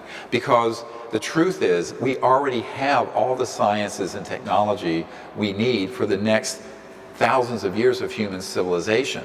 It has been confiscated and classified and kept away from the public by sociopaths who want to maintain their hegemony, their power, the centralized power they have. That isn't going to change from the centers of power, like the White House. It's going to change, or big corporations. It's going to change by the people doing this on a mass movement. First in consciousness, in contact, and we can come together and build up these technologies independently. if we had the support from the masses to do it. So that's all what we're proposing to do. And this is the real call to action.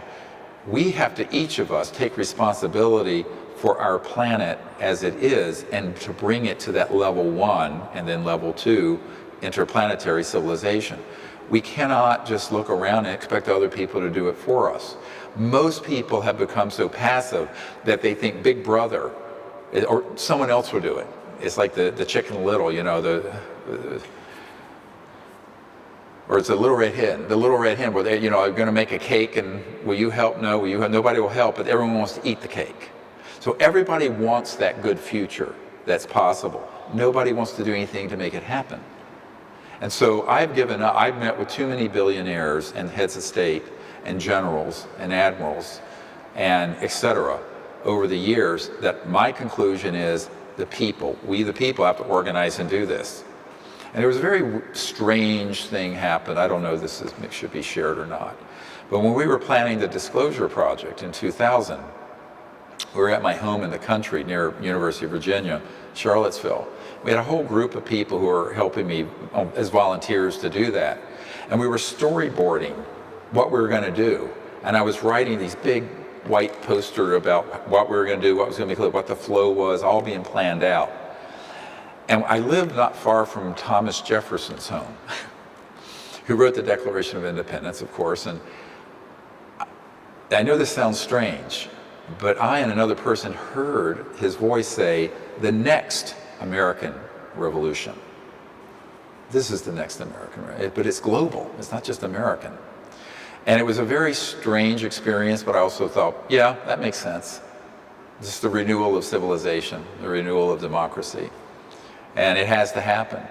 So the way it happens is millions of people joining together.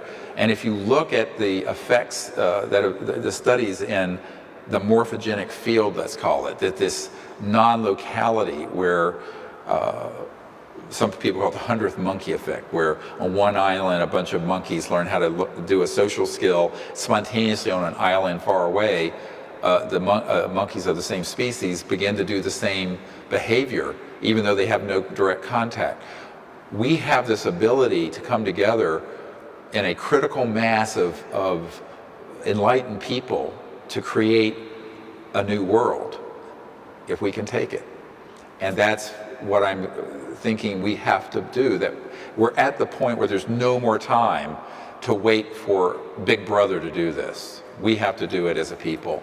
And I'm confident that if enough people move in the right direction, it will change the currents, the course, the timeline, all of it, where we will get back on the path we should have been on 100 years ago of an enlightened, level 1, peaceful, free energy civilization.